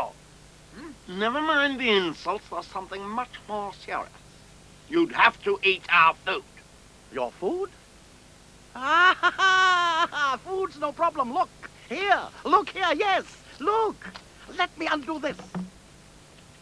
See? I brought our lunch basket. He's brought food for us all. Hold it, pig. Who said we'll take him? Off. Master, don't answer till you've had the chance to think this through. Just ask yourself, is he any use to us? Any use? Hasn't he said it himself? He wants to be looked after. What use is that to us? Now listen, he wants teaching. No one's got time and his food's not the point. You speak for yourself. I would be very useful. I'd help all of you. What do you want? I have money, I could fetch and carry, and I could be the one who finds beds and food for you. I don't ask much. I will do anything to learn about Buddha. Well, that's different then. Master, all he wants is to learn. You can't possibly turn him away. Monkey. Selfish. You're so selfish, you really ought to be ashamed. You think he'll slave for us, and I say let him if he knows the virtue of work. Oh, I agree. I mean, if he's already found out that hard work is good for you, he's certainly well on the way. He's gone. I mean, if he wants to do all the hard and boring things... Oh, no work, you work-shy hog. Work-shy hog? I've been doing everything since we ever started. Well, what did you ever do, you lazy swine? Huh? I've made up my mind. Of course, you know the point is not work, but I judge you unfairly if you're really prepared to do it. You can join us. Good! Where's the Congratulations, food? brother! That's what I want. Go on. And the fool went? On my word as a fairy, and he won't come back again for years because they're going to India. Who'd credit what some people believe? So he's gone. That's one problem. Now it's up to you. She's all alone. Oh, Father, thank you. I better go. I need a shave. Oh, soft cheeks for her. And when I hug her... Easy, son. Now what's wrong? Sit down now. The excitement. I came over all dizzy. Yes, you should go back to bed. No, I won't. I'm going out. I've got to go. Oh. You're not. You're not going anywhere. Not going courting looking like that. Oh! It's my best You're skin. so silly sometimes. This woman is not going to like you. Why not? Just use your head. She loves her husband, this woman. And you know that her husband has gone on a pilgrimage. So what's she going to be feeling? Certainly not going to feel like falling in love with you. Daddy, what can I do? I've got an idea. You change yourself into her husband. Who? That's right. You become this woman's beloved husband. An ambitious goblin boy, you can become what you want. You want to be this lady's truest love. Oh, Dad, you're clever. And after she's given me a kiss and a cuddle, we'll be married. Married? You're going too far. Oh, darling, I miss him. Only just gone and I miss him so. I'm so lonely. So lonely, alas. It's too hard to bear. Alas. In there, my boy. Oh, my husband. Get in there and win now. Ready to change, are you? When she cries, I want to cry as well. Oh! When did you ever see one that didn't cry? Women always cry about everything, happy or sad. Better get changed. You ready? Feel all right? Let's go. Let's go! What's wrong? Women love the strangest things. You're him exactly. Come on, son. Eiling, it's me. You've come back. How I love you. Glad to see him again, are you, Eiling? I brought him back because you were so sad. What are your feelings for your husband now, then? You're my husband, and I love you, you silly darling. That's right. Of course, I am your husband. He's going to stay here now. You see, what I told you wasn't true. Not true? No, I read your Tao. He feared you would stop loving him after that ridiculous dance. So he needed to test your love. I did. I did. It's like this. I wanted to see if you really love me still. Now I see you do. I shan't have to go after all. You what? You mean you're back to stay forever, are you? Yes, even longer. Oh, I love you. Oh, this is nice. Hold tight.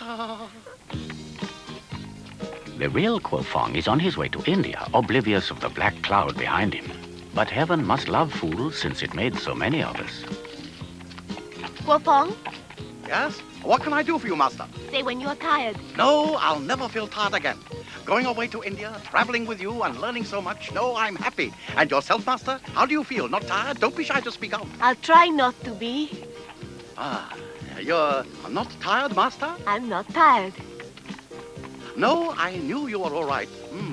It's just that I wanted to say Master. You don't mind, do you? I don't mind at all. Oh, hello there, Master! That man is such a total fool. I wonder if this isn't a huge mistake. Aye, maybe we should get rid of him. Yeah, he's an awful crawler. And he's always grinning. I hate people who are cheerful in the morning. Yes, and all day. I feel like hitting him. Shall I? Hang on, though. I hate most of his lunch. Fish paste on dry rice bread, we owe him nothing. Well, I know what to do. Oh, got an idea. I have. A good one. We'll make him go.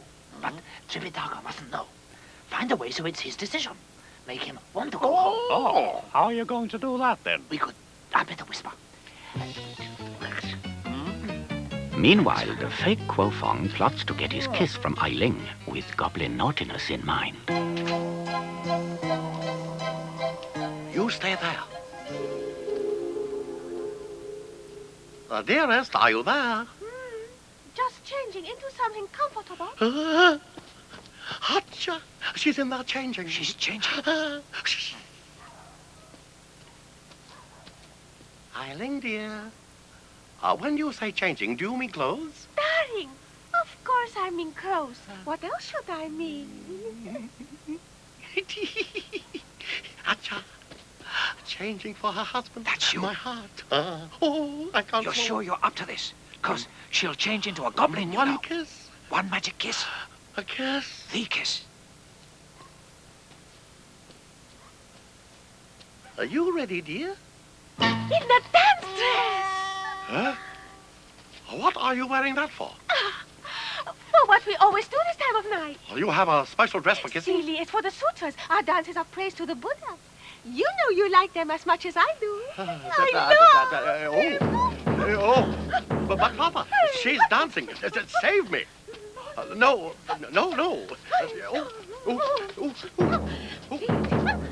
Daddy, do something quickly. She's mad, I'm sure. There's someone who might rescue you, so go on. Be good. I shan't be long. Don't go away.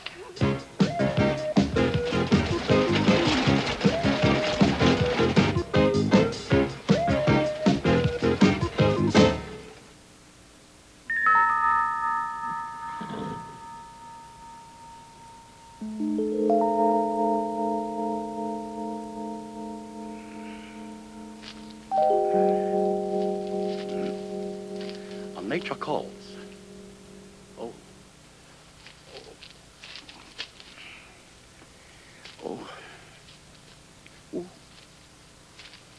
Oh, why does it always call in the middle of the night? What? Quafong. Quafong. Listen. I know you. I'm Tripitaka's old friend, but that's not why I've come to find you. Your wife. Well, some of what I told you about Buddhism was mistaken. Mistaken? Teasing me again. Yes, the master told me. Well, I've learned a lot of things I thought were very different. You priests must have your reasons. And, of course, what I never realized, we thought that they were so good. Those dances of ours were terrible. Anyway, let's go and wake up, master. Everybody wake up. Yeah.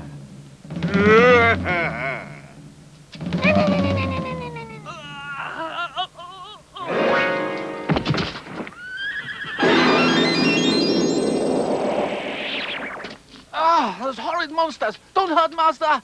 Oh, Kufeng, aren't you scared? What's scary about those three? Dressing up in funny masks? What on earth do they think they're doing? Oh, it's only monkey. Yu Long. Huh? Do they often dress up? Who? Oh, no, it's only to get rid of somebody they don't like. They fooled me for a minute. Ah, they don't like you as a horse, so if you change back into a man again... Everyone loves horses.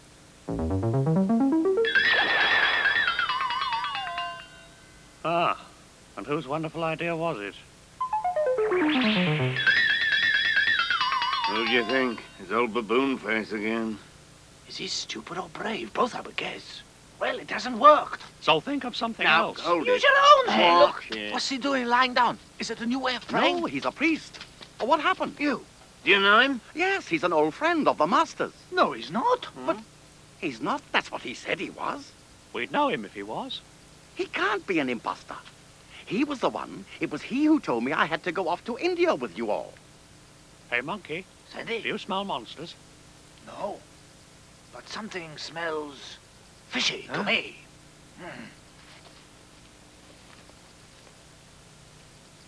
Oh! Come on, keep on dancing. Let's sit down. I'm exhausted. Tired? You can't be tired. We've hardly started yet. On your feet again. You know I love to dance.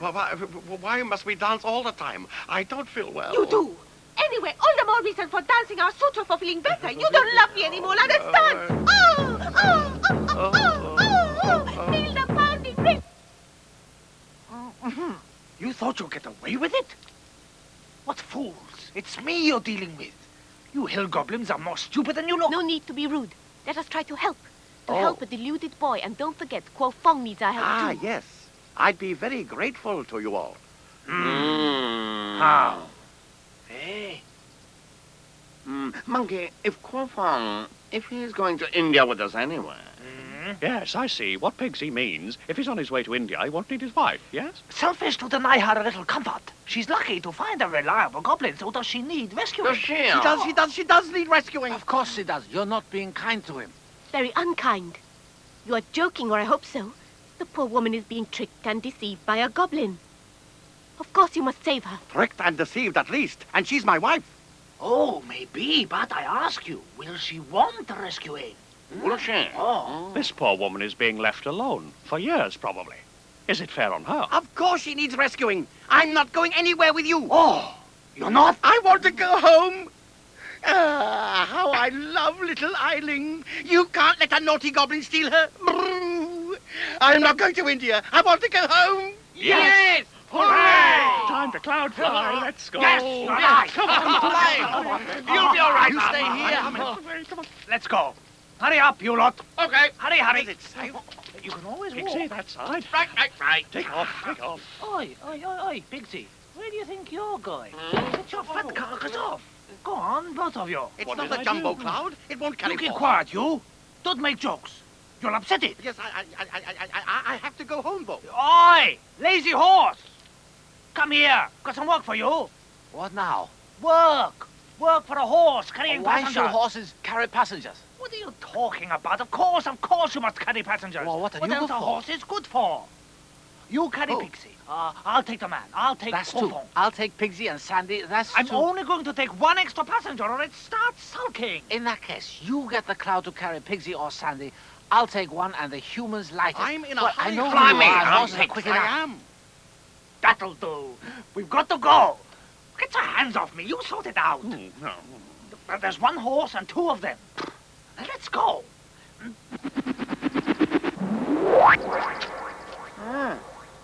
Change back, then. Back where? Back into a horse, you fool.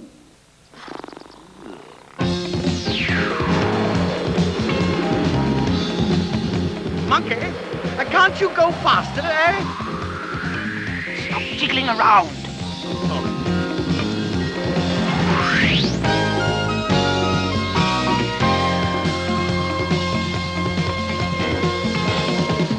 Do you think at this rate we'll be in time, Monkey? Just you wait and see. All right.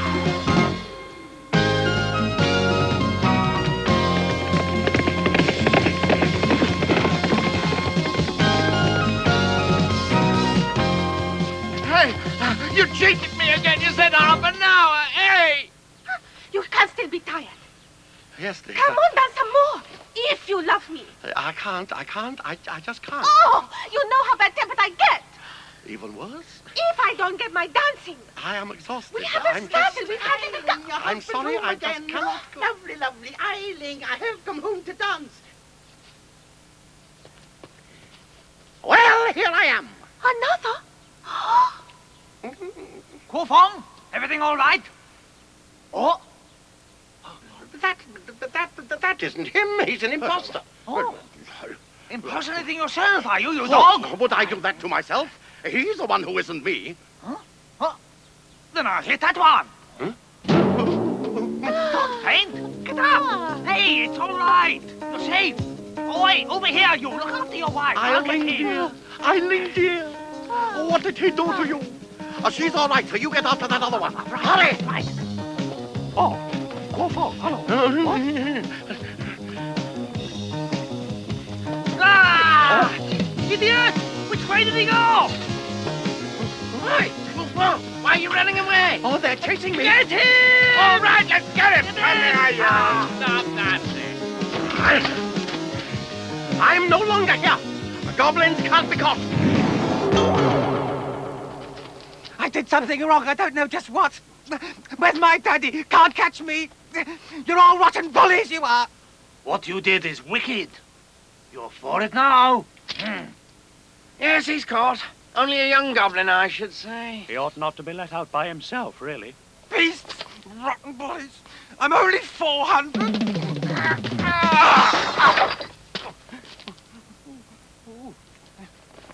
Brutes.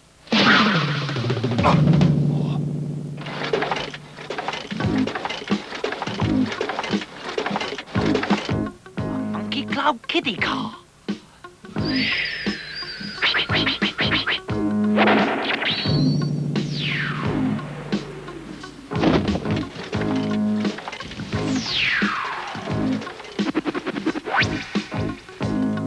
Oi! You're still going to get a smack bottom, so it's no use running away.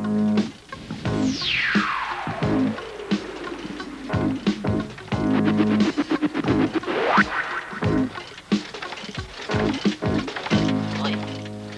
What a rickety car! You can't escape. Stop your peddling, Who?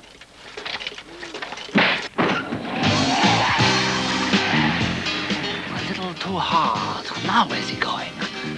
So.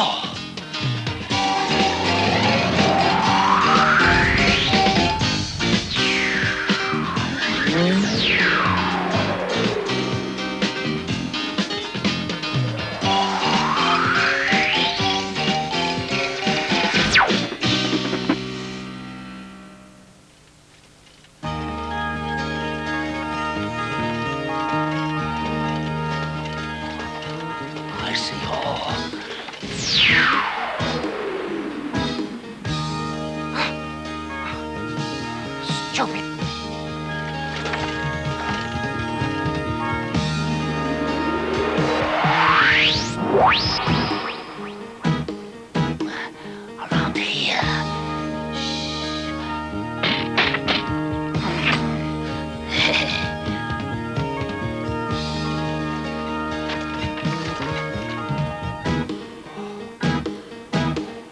I lost him.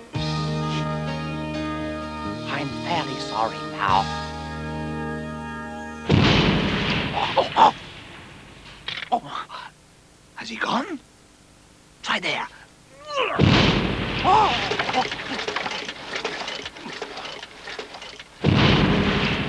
Goblin, where are you? Try there.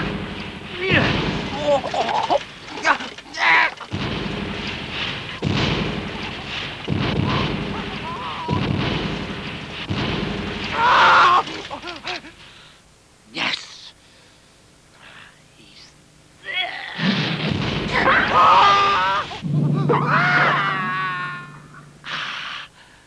Got him.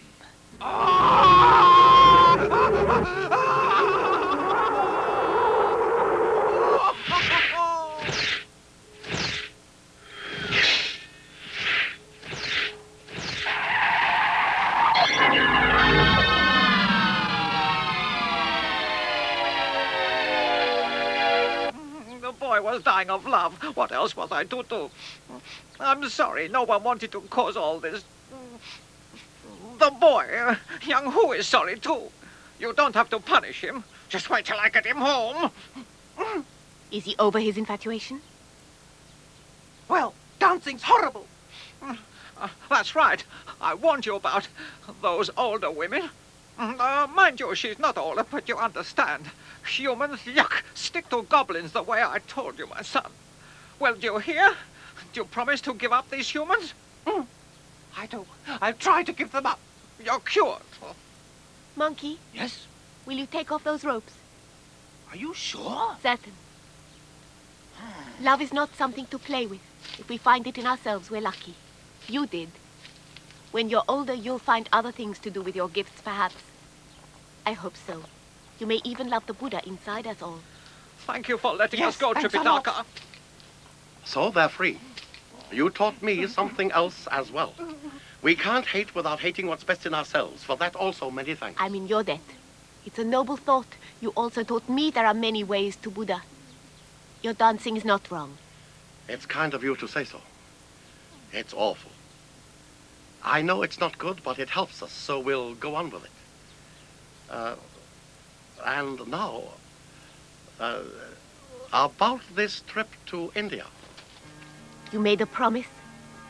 It's not necessary. I'll release you from it. Eileen. I'll stay with you forever. Even longer. One thing more. Thank you. Anything. Don't give me any more of your demonstration. No. Eileen. All right, Monkey. What? Shall we be on our way again? Yes. I'm afraid it's just the 5 of us. Even you, Horse. Just be chewing on that. Later, Monkey. If it is love which holds so many different people together, there are surely many kinds of love. Which is right and which is wrong? Is a rose better than a daffodil? Of all the loves, the first love is self. Until you learn to love yourself, you cannot love one another. We are all much more than we think, but are we perfect? It is necessary to change and grow. There is a right time for this, neither too early nor too late. That time is now. Magic Monkey.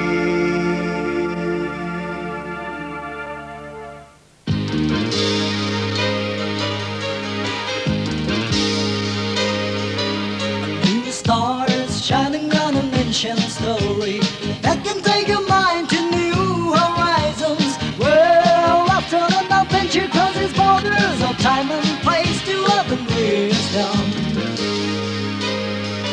You find roads into your imagination that can stretch an open pearl and forever. See colors transcending even rainbows. We have so much we can discover.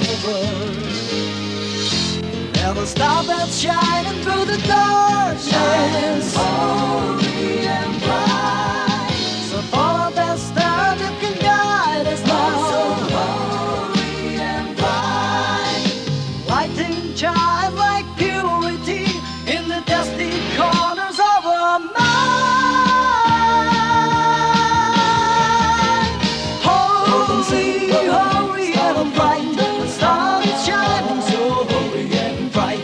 Holy, holy and bright, never let it go out of your sight. Holy, holy and bright, the star is shining so holy and bright.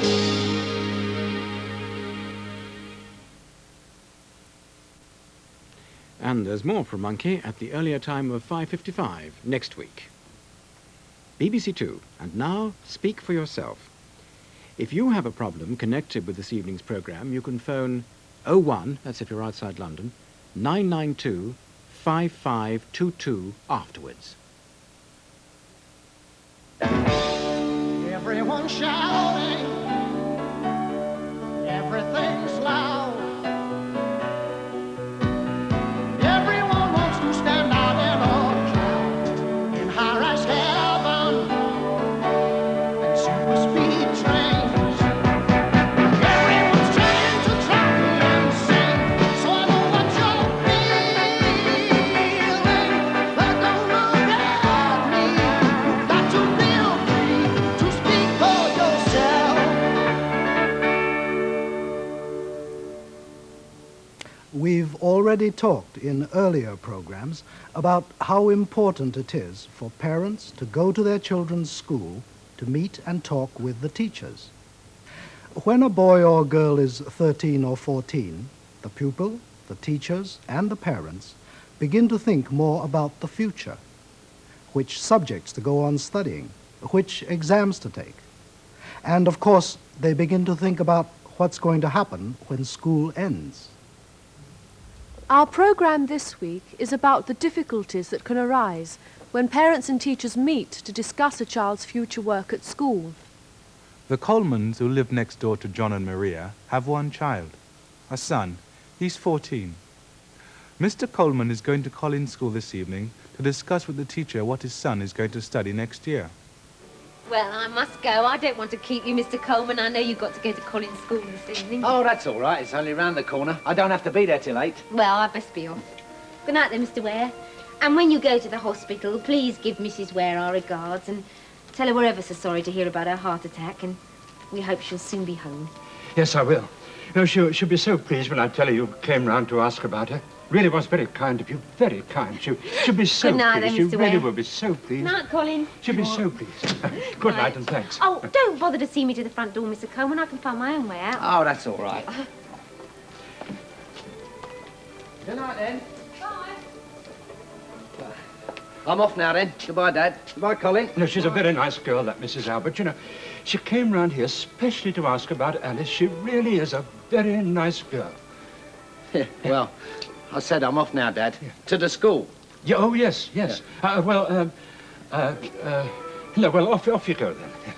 Goodbye. Come in. Oh, good evening, Mr. Coleman. My name's Coleman. My son Colin's in your class. Oh, yes. Colin Coleman, yes. My wife usually comes to see the teachers, but she couldn't make it tonight. Her mother's just had a heart attack and she's at the hospital with her. I'm sorry to hear that. Anyway, I especially wanted to come and see you this time. I've never thought it was important before, but this time, well, Colin's at the end of his 3rd year now. He's 14. So I thought it was about time that we had a talk about his future and what he's going to do when he leaves school. Well, of course, we'll have to discuss what subjects Colin is going to continue with and what subject he's going to drop. I never had a father behind me when I was at school. My father was killed in the war. I never had anybody behind me to guide me and put me on the right track.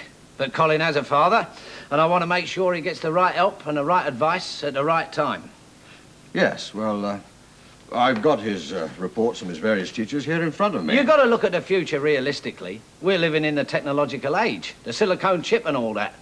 And I want to make sure that my boy is properly prepared when he leaves school to take his place in that technological age. Well, of course, what you say is true. I've done a lot of thinking about it. Well, now, about Colin.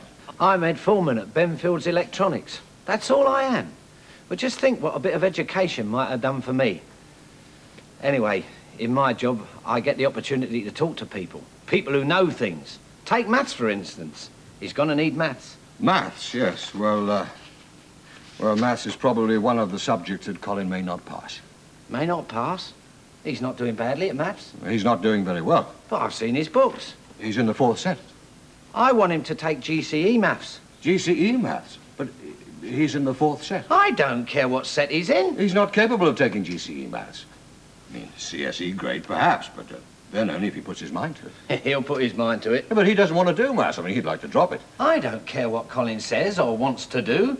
He's not going to make the same mistakes I made. He's going to do what I say. He's going to carry on with his maths. Mr. Coleman, what Colin needs to do is what he's capable of doing and what he enjoys doing. Now, here's a boy who isn't academically minded. I mean, he's reached the limit of what he can achieve in maths. The most important subjects for Colin to take are maths and science. Now, what he really enjoys are the non-academic subjects. Art, woodwork, music. Music? Oh, yeah. I know all about the music in this school. I know all about the pop operas that your music teacher writes. I know Colin takes part in all that. Yes, he's a different boy when he's backstage. Oh, pop operas. What's the use of that to him? Filling his head full of ideas about pop operas. Are you going to get him a job in a pop opera when he leaves school? I think your boy will do very well, working at the level that he's capable of. Oh, I'm glad we agree about something. My son is perfectly capable, providing he's given a push, made to work hard. That's something I don't see a lot of. Homework. I haven't seen Colin having to do much homework. Mr. Coleman, I thought we were here to discuss what subjects Colin was going to take next year. As far as I'm concerned, there's nothing to discuss. I don't take any notice of what a 14-year-old boy wants to do. As far as I'm concerned, he's going to carry on with maths and science. Science? Yes, well, he's not much good at science either, except when he's fixing up the apparatus. Now, he likes that. But when it comes to writing up the notes or actually observing the experiments, he doesn't show much aptitude. Well, he's going to have to be made to do things he doesn't like doing. Why don't you face it? He's very good with his hands. Now, he could do very well as a carpenter. Yeah, he could take an apprenticeship. He'd like that. I'm not having my son as a carpenter. Well, what's wrong with that? It's a very skilled work. They earn very good money, probably more money than you and I earn. He could be his own boss. I'm not having my son a carpenter. He's going to learn a proper profession. I see. Well, there's no point in continuing this discussion, is there? When you want your boy to do science and maths, right? Well, the people to see about that are his science and maths teachers. Good night, Mr. Coleman. That meeting didn't go too well, did it? I wonder what went wrong. The problem is that Colin's teacher and his father each see Colin differently. Mr. Coleman feels very strongly about Colin. Colin is his son. Mr. Coleman feels his own life hasn't been very successful, and he wants Colin to do better than he did. He's sure he knows Colin better than anyone else. After all, he is Colin's father. Mr. Hornby is Colin's teacher. To him, Colin is one boy among all the boys and girls he teaches. He sees Colin calmly. He sees a boy who isn't academically minded, a boy who isn't good at and doesn't like subjects like maths and science. He sees a boy who likes to do things with his hands. Mr. Hornby wants to build up Colin's confidence by encouraging him to do the things he's good at. He feels that he knows what's best for Colin. After all, he's Colin's teacher. So there's a gap between Mr. Coleman and Mr. Hornby, and the gap gets wider as the interview continues. Let's have another look. I've got his reports from his various teachers here in front of me. You've got to look at the future realistically. We're living in the technological age, the silicone chip and all that. And I want to make sure that my boy is properly prepared when he leaves school to take his place in that technological age. Well, of course, what you say is true. I've done a lot of thinking about it. Well, now, about Colin. I'm head foreman at Benfield's Electronics. That's all I am. But just think what a bit of education might have done for me. Anyway, in my job, I get the opportunity to talk to people. People who know things. Take maths, for instance. He's going to need maths. Maths, yes. Well, maths is probably one of the subjects that Colin may not pass. May not pass? He's not doing badly at maths. He's not doing very well. But I've seen his books. He's in the 4th set. I want him to take GCE maths. GCE maths? But he's in the 4th set. I don't care what set he's in. He's not capable of taking GCE maths. I mean, CSE grade perhaps, but then only if he puts his mind to it. And the reason the gap gets wider is that Mr. Coleman and Mr. Hornby aren't listening to each other. Each is busy with his own thoughts and ideas. They're not making contact. They're talking past each other and not to each other. Mr. Coleman knows the kind of work he wants Colin to do when he leaves school. He knows Colin will need GCE maths for that. But Mr. Coleman doesn't understand what 4th set maths means. And he doesn't ask. Mr. Hornby doesn't explain why Colin can't take GCE maths. He doesn't explain that the level of maths in the 4th set is much lower than the level of maths in the 1st set. Colin is doing quite well in the 4th set, but the level at which he is working is much too low for GCE maths exams. So, what would help? The most important thing is for parents and teachers to listen to each other and to listen to the child. They need to know what the child wants to do, what the child is thinking and feeling. After all, it's his or her future that they're talking about. So when you go to school to discuss your child's future with the teachers, first of all, listen to the teachers and try to understand their point of view. Ask as many questions as you need so that you fully understand everything the teachers say. Then explain to the teachers your reasons for what you want for your child, and make sure the teachers understand your point of view.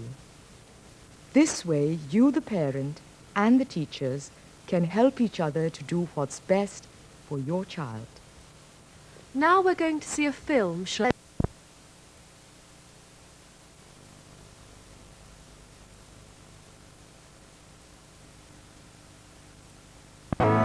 For last-minute details, work out bus connections for Shipley and Airedale. Men of oats and creosote, men of pride and gold. Upon the mantelpiece, rosettes on the wall. I like it. Do you want to hold it? Do you want to hold it? You won't mind. No, it's ever so tame. Just sits on your hand. Some mice are so big you think they're rats. Look, go on the shoulder. Wake up, Jack of Weatherby. Poke the wife. She's coming with thee. Jack, do you think you'll win best in show? I could do. I might not, though. Oh, men of oats and creosote, men of pride and gold. Cups upon the mantelpiece, rosettes on the wall. Oh, men of oats and creosote, men of pride and gold. Cups upon the mantelpiece, rosettes on the wall. Aye, happen.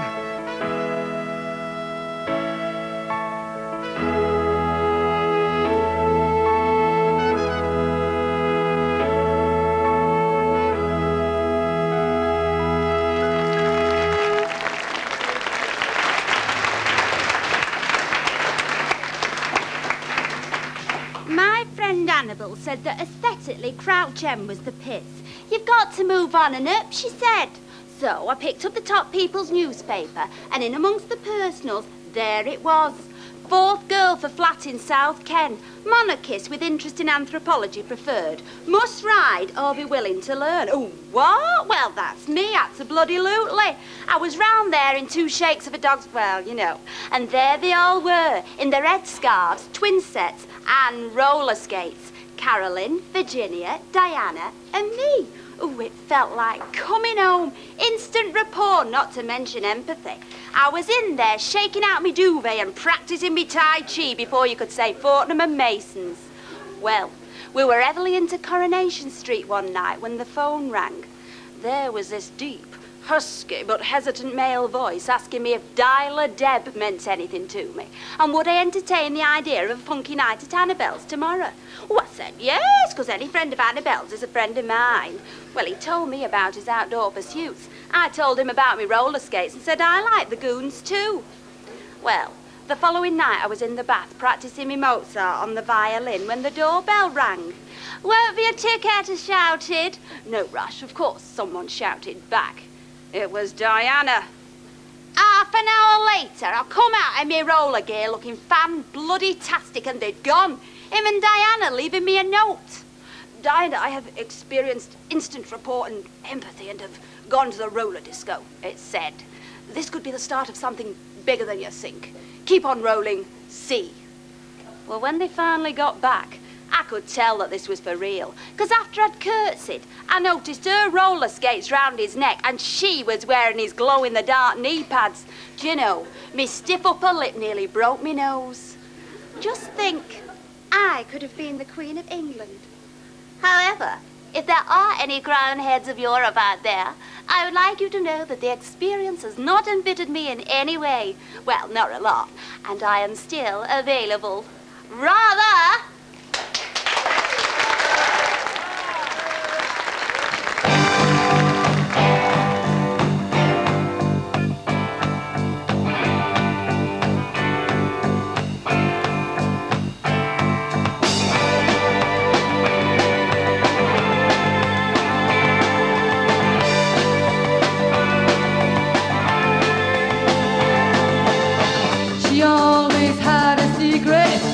time she couldn't keep it. Surprise is just the dynamo of life. Like bright knuckles on a glass jaw, being caught going in the outdoor. The fine lace just cut it like a knife. My best friend got a girlfriend. My best friend got a girlfriend. My best friend got a girlfriend. My best friend got a girlfriend.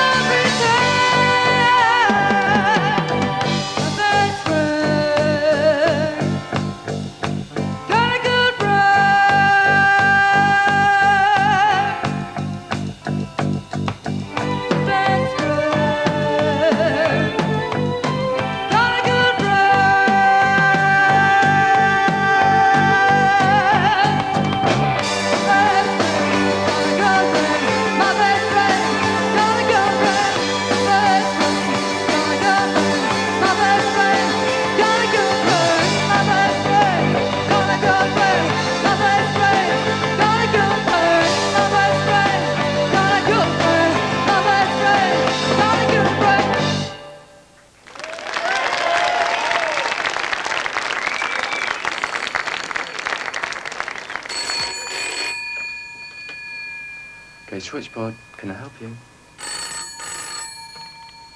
Lesbian, can I help you? Hello, friend. Can I help you? It's evening at Manchester's Gay Centre, and for 3 hours the phones just don't stop ringing. Ah. Well, I'm gay myself, if that helps. The 3 lines, Gay Switchboard, Lesbian Link and Friend, dispense information and counselling to the gay population of Manchester. It's estimated that at least 1 in 15 of us is gay. That's 2 out of an average class of 30 school children. There were 2 of us. I mean, last year we had over 10,000 calls, and we get increasingly calls from younger and younger people, 14, 15-year-olds phoning up, realising they're gay and just wanting to meet other people. They often haven't got any particular great problems. Their main thing is that they're isolated. People seem to notice that you're a lesbian, or they pick it up, they pick up vibes, and there's a lot of sort of aggression that comes out of people because of that. And also, my ex-school friends were obviously the first people I turned to and told, and I was really horrified that I'd spent 10 years almost of my life growing up with people, and I turned around and said, I'm a lesbian, and it was instant, keep away from me, or right, in future you sit in the back seat of the car, you're not sitting in the front seat with me. People get thrown out of home by their parents if they find out they're gay, or they get bullied at school if people find out that they're gay, or they lose their jobs or whatever.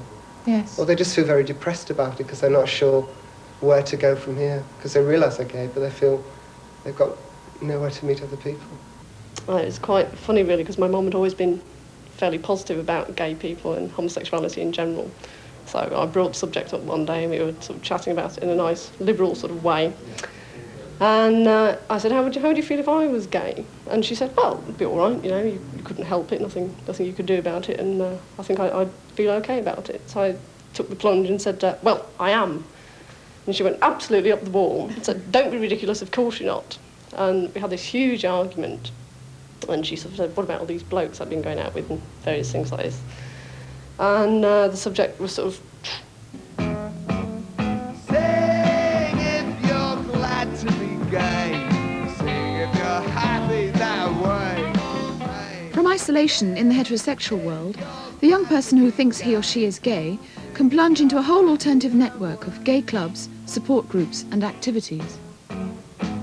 Well, my name's Pat, and I'm a lesbian. Do you live in Manchester?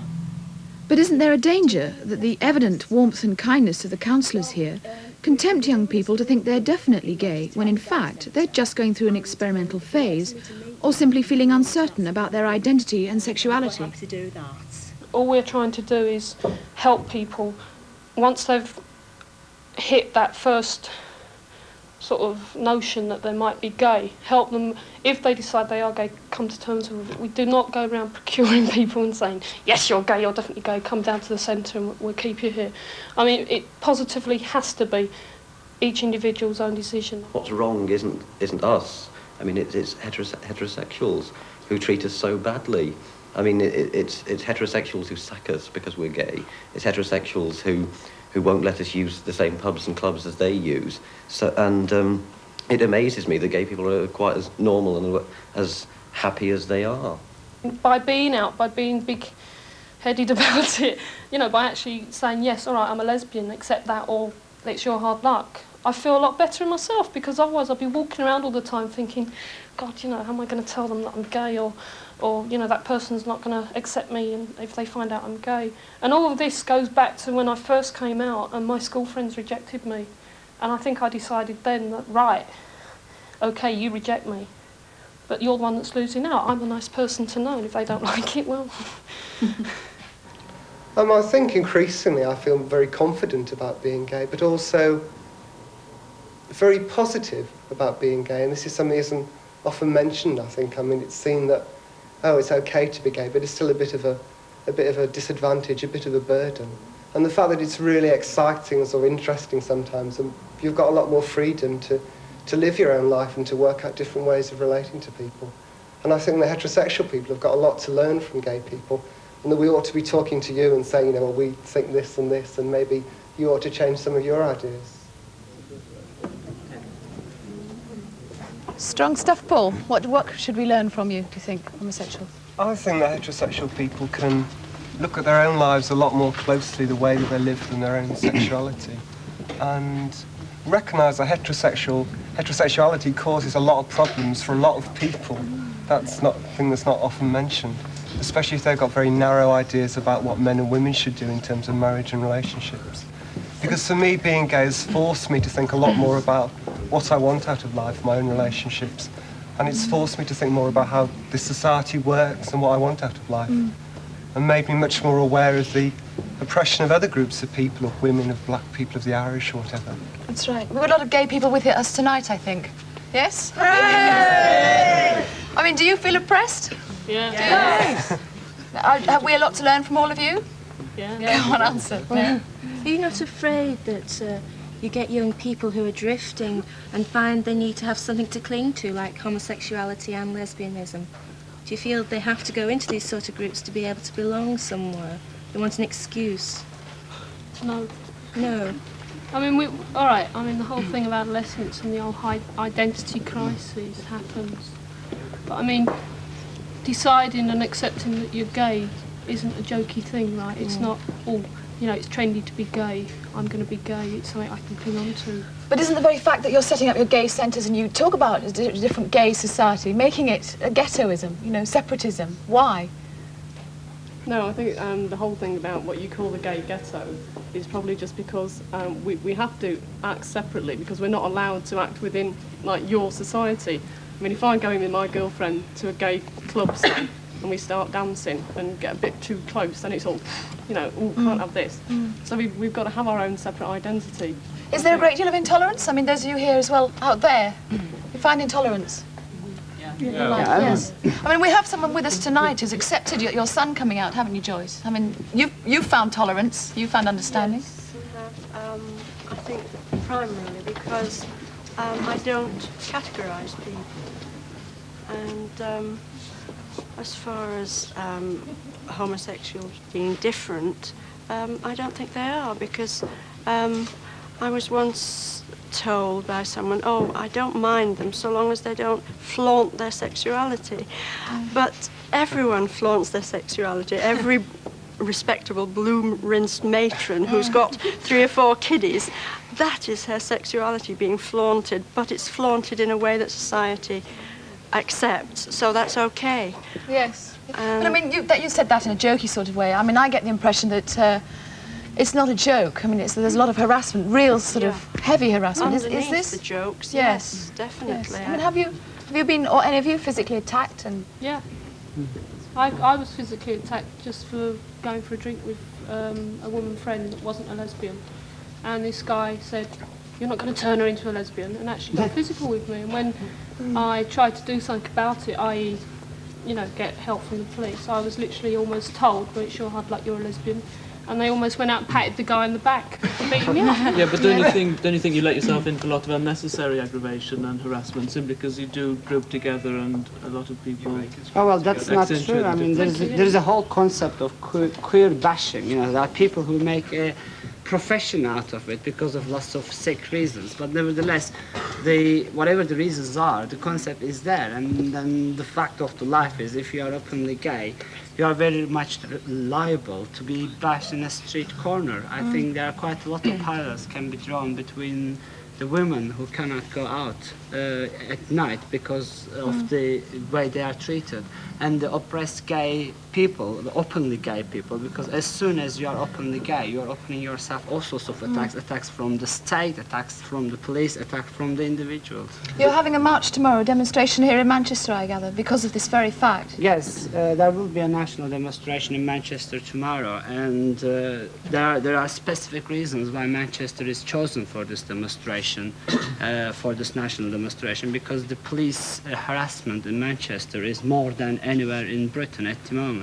And I mean, quite recently, the number of gay people who were being arrested. But isn't that paranoia? I mean, you know, everybody gets into trouble with the police, not just gay people. You know, clubs get raided, not just gay clubs. You know? Yes, well, clubs get raided. Somebody else. Anybody else any thoughts on that? Are you not afraid that the police might attack you in any way? Yes, but I mean, the clubs are raided, that is quite correct. But the point is, nobody in a club is arrested because they are licentiously dancing. Now, that's what gay people face for a long time in Manchester. If you hold someone's hand at the middle of dance floor, that's a good enough reason to be arrested. Yeah, some over here. We've heard that the gay community can teach the heterosexual community a great deal.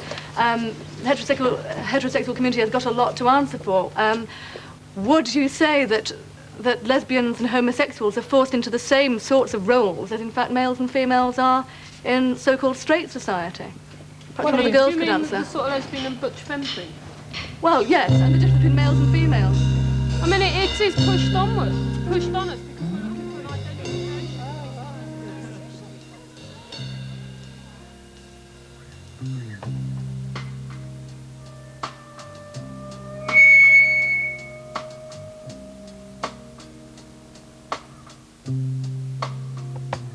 When time is tight,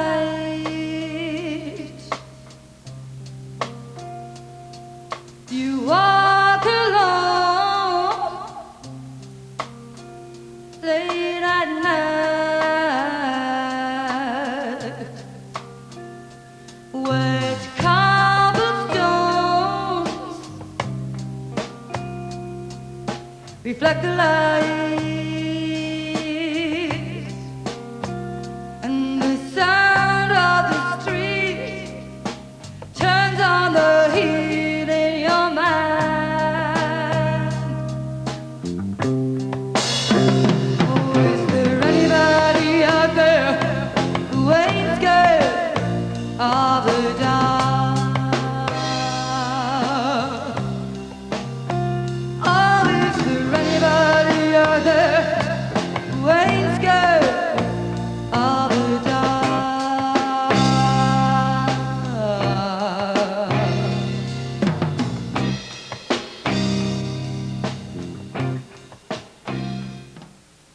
Hello, I'm Laurent Mazel, your host tonight on the Friday night, Saturday morning show. My guests, the famous pianist, Edward Heath, the editor of Punch magazine, Alan Curran, Academy Award nominee, Ellen Burstyn, the Marchioness of Londonderry, Doreen Wells, and the Duke of Windsor, or almost, the actor Edward Fox. See you later. Friday night, Saturday morning flash.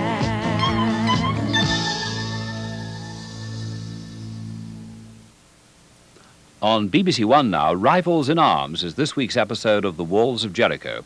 That's except for viewers to BBC Wales. Here on 2 now, we join Geoffrey Smith on Jersey for Gardener's World.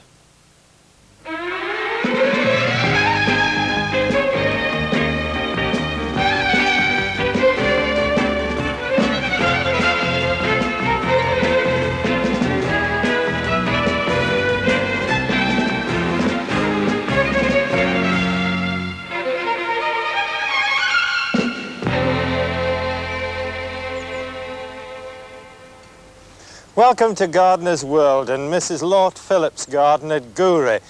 You know, Mrs. Lord Phillips, what makes me green with envy as a northern gardener is the fact that you've got camellias and what I would call summer bedding in flower at the same time. Those are beautiful. They are lovely, aren't they? They used to be called Agathea, now called Felicia. Yes. I don't know why they've changed their names. And there are two kinds, and this one I think is a little bit tougher than the other. One's called Papii, and this is called Amyloides. Quite, they should be out of character, but they do look right, even in the middle of February, don't they? And that has to be summer bedding. The geranium. Well, the geranium was a bit of a risk, but because you would, normally speaking, in a bad winter, not stay outside.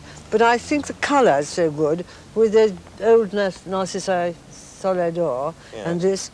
It looks very good together.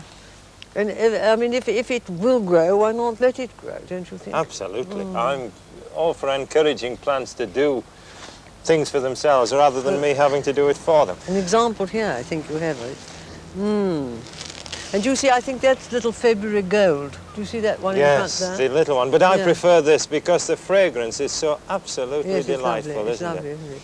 And then looking down the hill through the grey helichrysum to the Convolvulus neorum. That's right, yes. A big bush like that. Yes. I've never seen a bigger one, but probably as perfect a complement between flowers and foliage as you'd get in any shrub. Yes, yes. And that survives. Is it long-lived in the garden? Not terribly long-lived, no, because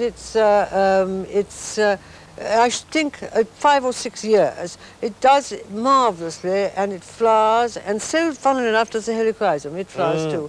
But suddenly, it's had done its lifespan, alas. Yes. And they haven't quite such a long lifespan, I don't think. We get awfully upset when they die. But we tend to forget that they have a time limit, as we have. But your root cuttings from it. Oh, yes, yes, I always have some in reserve. And beautiful thing. It takes the corner of the garden, because here you've got such a dense carpet of plants on a very steep slope. There must be no problems with weeding. Well, that's one of the ideas of it. I don't always succeed, but it is one of the ideas. And the star of the Veld, the Dimophatheca. Which one is it? Well, it was given me but from the Scilly Islands, and I understand that it was named after the late Robert Dorian Smith's wife, Peggy, and it's known as Scilly Purple Peggy. Very, and I very think it's pretty. a beautiful one, don't you? When you look down into the flower there, yes, bright gold stamens, dewed with water. Yes, Can you see it? It's simply lovely, yes. And how do you propagate this one? Is it by cuttings? Well, Does it does root quite easily by cuttings. Yes, we've given quite a lot of cuttings to people, and I mean, half the joy of a garden is to be able to pass the plants on, yes. Pass the plants on. And you've got the continuity with the ceanothus coming through again the helichrysum. That is a very beautiful corner, no matter which way you look at. That is a gorgeous corner. Well, you're saying all the nicest possible things. Oh, no, but that says itself, doesn't it? Yes, I don't think it wants any bush, I must say. No, and then you've got your acacia coming tumbling down off the hillside. That's lovely, isn't it? Yes. And let me give you a hand, yes. I think I can do that. That is beautiful, and also smells, too. It has a lovely smell. And to have it arching over the path so you get the fragrance from it is, well, one good reason for walking round the garden instead of looking at it out of the window. But I love it when it, what's called, does its fluffy chickens. You know, when it has the little flowers with and people have an idea of it. It's a thing which will only grow in the south of France or somewhere like that. It isn't true, you know. It can grow in lots of places. And how long will this tree live? Are they long-lived trees, or do they have a short I honestly life? don't know. We are very lucky. They seed themselves. Some of the ones here have grown since we've been here, which is 24 years. And some have died, but nature is bountiful. So, you know, one dies, another one comes up. Yes, so you don't have to worry about it. I don't really have to worry too much. That's a happy garden when they seed themselves. That's nice, isn't it? Yes.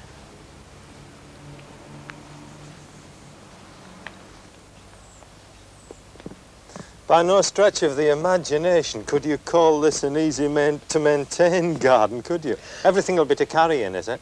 Yes, it is very difficult. It is very difficult because no mechanical aids help you very much.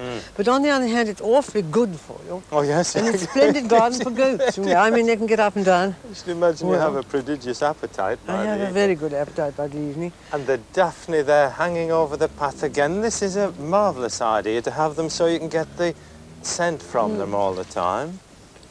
I think that smell is absolutely lovely, and I like contrasting two foliages of those. Yes, with the you? senecio. Yes. That is odora, isn't it? That's Daphne odora, yes. Beautiful scent. Yes, it's a lovely one, I think. And the fuchsia's still in bloom, and looking like going on into bloom into the summer. I know, well, it have to be drastically cut, because it must have a rest, mustn't it? When will you do the pruning? Probably March, I think. I mean, well, it is almost March now. What I wanted to do is to get over the worst of the winter, and then cut it hard back, and then cut this back too. Yes. Because I have a Clematis étoile de violette, which goes up through. To take In fact, over. yes, we have to be fairly ruthless also with the solanum. That has to be further on, that has to be cut. And, but the bark's nice, isn't Oh, it? yes, even and grown like that, Yeah. of course, they do look They look nice. very effective, even Yeah. at this time of the year. Noticing the ground cover that you've got on this side, the wood sorrel, my goodness, if that got into the rest of the garden, you'd have problems. Well, we have an awful fight with it because though I have an imaginary line for which it's not supposed to go any further, it doesn't know about that, and it's inclined to come. I mean, you can't control it here, so you've got to use it, haven't you? And the bulbs are coming The fine, bulbs come up through it, and even the snowdrops come up through it, and it is very pretty. It's a little pale pink one.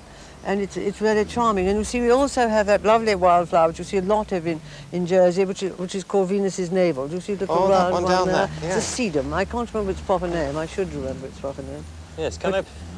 It's delightful, isn't it? Yes, and you see, even if you had grass on there, there's no way that you could mow it. No way you could mow it. Not to keep the bulbs as they need to be kept. No, I would just keep the demarcation line then, tell it about it. I do, but it doesn't seem to listen. That's the trouble. My goodness, what sparkling hippeastrum. They are rather lovely, aren't they? Aren't they? I think they're beautiful. Brilliant. Delicious different shades. That one is just different to the other one. And that one too. Quality, velvet texture of the petals. And the great beauty of these is they don't need an awful lot of heat, do they? No, they don't, no. And I think they're lovely too. Look at that stem coming up. With the different colours. It's beautiful. And not a large pot to grow them in. You see, I maintain that when you get a bulb like that, it doesn't cost as much as a bunch of flowers in many cases, does it? No, it doesn't. And then you'll last for weeks like that, because there isn't any heat in this greenhouse. No, there's no heat in this greenhouse. And you'll keep these for next year, will you? Oh, yes, we have them from year after year. And I think they're marvellous because they're very good-tempered. And you only half bury the bulb, and then as soon as the flower's finished, you begin to feed to build up the bulb for next year. Yes. And then I like to dry them off thoroughly by putting them on the staging. Yes, on the side like that, so they can't, yes, underneath the staging. Yeah. And then when you start them into growth next year, for the first year, I just take a little bit of the compost off and then water them very gently until you get the flower bud beginning to show, otherwise you get the leaves coming up above it. Then you water more strongly, don't you? Yes, You've got that, yes. I think they're lovely, I like must say. red velvet. What about this, sir? It will really look something, isn't it? Yes, that if I was given a choice of which one to take, I would take the Ice Follies Narcissi, because look at that. I think I'd be hard put. Because I think that's so dramatic with those marvellous stamens coming out. This has got some pretty good stamens in the frill, yes. But look at the curve of that. Just a little bit like a triffid. You could almost feel threatened if you had 3 of them in the house, couldn't you? Oh, yes, but nicely threatened. You've got a cold greenhouse with camellias in, haven't you? Yes, I have. No, Yes. I'd love to see those. That's really my thing, you know, I love them. And what's more, I think that they are very worth having. Camellias really do have such splendidly beautiful flowers, don't they? I think they're wonderful. And they're terribly versatile, too. Which variety is that one? That one is called Jack Jones. It's actually an American one. It's not the Jack Jones, a trades union chap, because I think he'd be very proud to own it as his, but it was done by somebody from Georgia. And it has added grace and beauty, but it has the most beautiful smell. If you put your nose into it, it's exceedingly delicate, and you know, it can scent a whole room. And the quality of the colour, some of them are a wee bit strident, but that with the foliage that it's got as a background, because even when they're not in flower, they are attractive, aren't they? Because the leaves are so very, very good. I think they're lovely. I think they're lovely. And the versatility of the camellia, the fact that in a cold greenhouse like this, you can grow them and flower them. When they get too big, you can put them outdoors. Absolutely.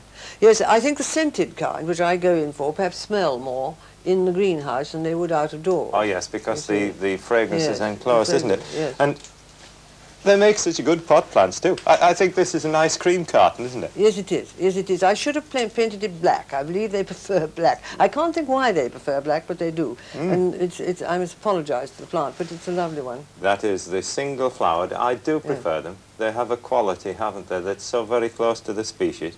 Well, they're marvellous. In Japan, this is the kind that came from Japan, they grow wild on the mountains, and they're covered with snow for nearly all the winter, and then in the spring when it melts, they burst forth. May I take a cutting off that? Because you have some rooted. And that's the style of cutting that you take. Absolutely right, Just yes. very Do gently. you want my secateurs? No, I think I'd like to get them with a heel, if I can do it without Yes, of course they do. damaging the plant. Yes, do indeed. Please take as many as you want. I'm And devoted to them. That's the style.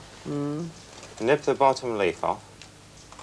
And the thing I was intrigued with, I noticed when I was in your ferreting around in your propagation case, you don't need to stick a label in the pot because you can just write it on the back of the leaf, which with a barrow, no yes. chance of getting the labels mixed up there. Yes. And that's the sort of root that you get on them in bottom heat.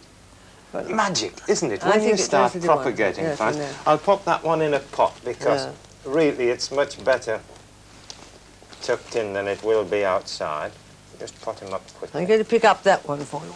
Yes, I'll put that in the propagation case. Yeah. And the way I find with rooting them is to, if you haven't got a propagation case, just to put them in sand and peat like that, and then slip a polythene bag over the whole pot so the leaves aren't touching the sides, and keep them on the kitchen windowsill. My kitchen windowsill is like an Amazon jungle, so overcrowded. I'm interested that you would take a cutting now, because I think this wood is actually okay, but sometimes the wood's a bit hard now, Yeah. isn't it? If you can take them in the summer, it's much July better. is better, really, when they're not quite, when they've ceased being green, because Yeah. they're bendy. I've seen your propagation case. I know how you root them.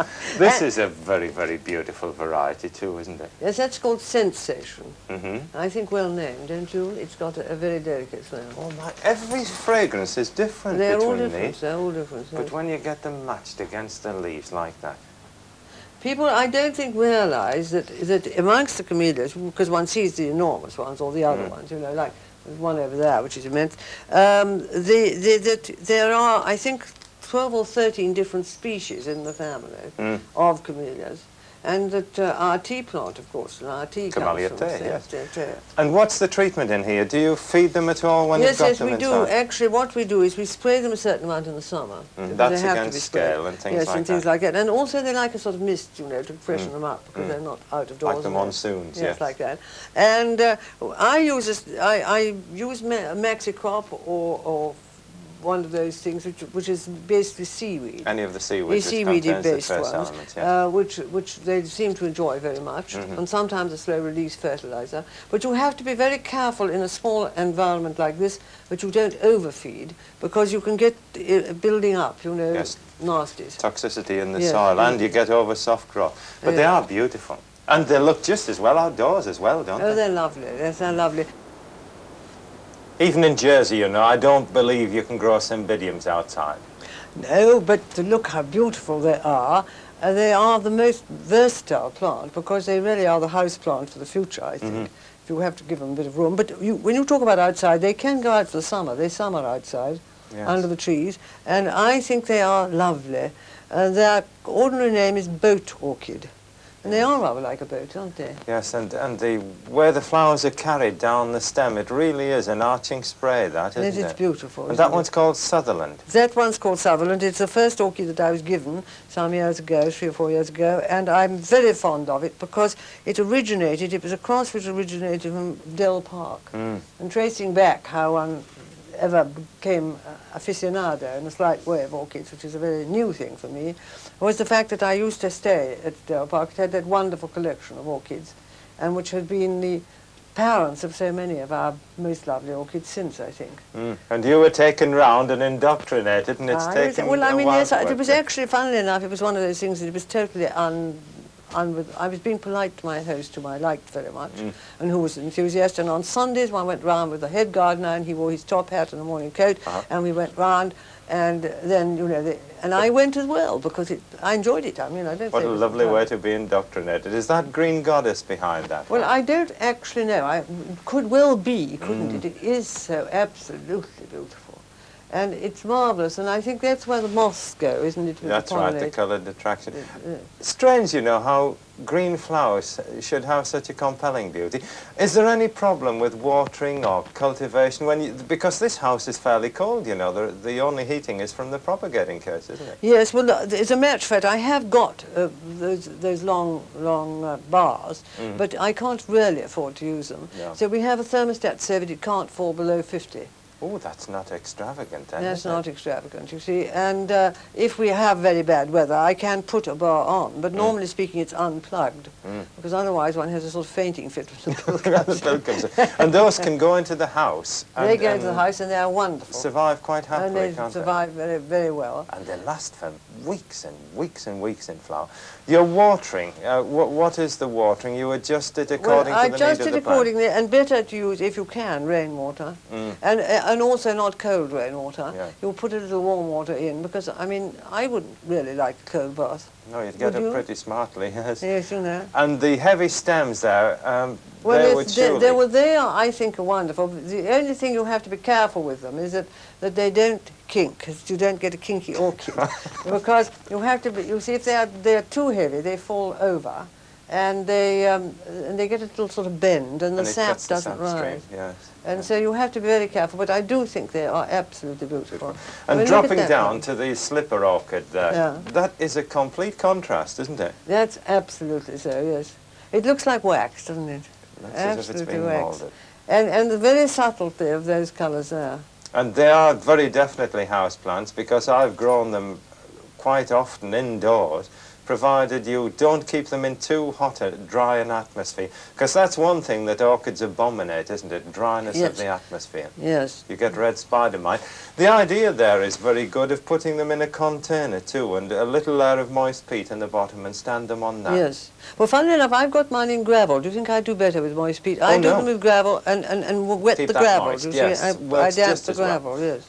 Only if you're working away from home, it's a good idea. I would substitute the gravel for peat, because peat will hold such a vast amount of water and release it slowly around the plants. Oh, well, that I will. I'll do that. Yes, I think that is better. Yes, they are lovely, I think. You've got to be very careful, mind, that you don't get weaned away from camellias and onto orchids, because they are a most compulsive plant. Oh, no, I don't think so. Unless I'm suddenly become chair-bound in my old age and can't get out. Camellias have been my love so long. And you can bring you a potted camellia in, even if you are. Yes, you can, but they don't like being in for too long. Oh, no. They don't like it. They'll do a week is about all.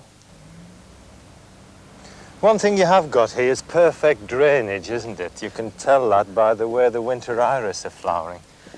They are very, very good tempered. They hate being moved, you know. They sulk, don't they, if they're moved. Aren't they grand, Ray?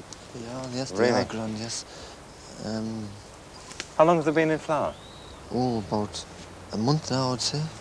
Almost more, I think. I think a bit more than a month, yes. Sometimes they start in November, but this year they were a bit later. Yes, to see anything as delicate as Iris unguicularis in flower at this time of the year, you wonder how this stand is. Yes, you do, yeah. That beautiful stand.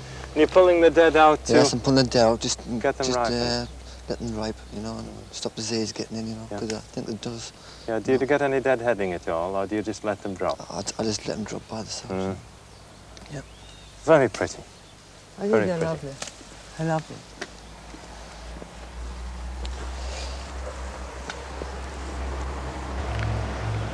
What a novel idea that is. Is that a fountain at the bottom there with the camellias? No, it's a bassin or basin, which holds, it's an old one, of course, holds water.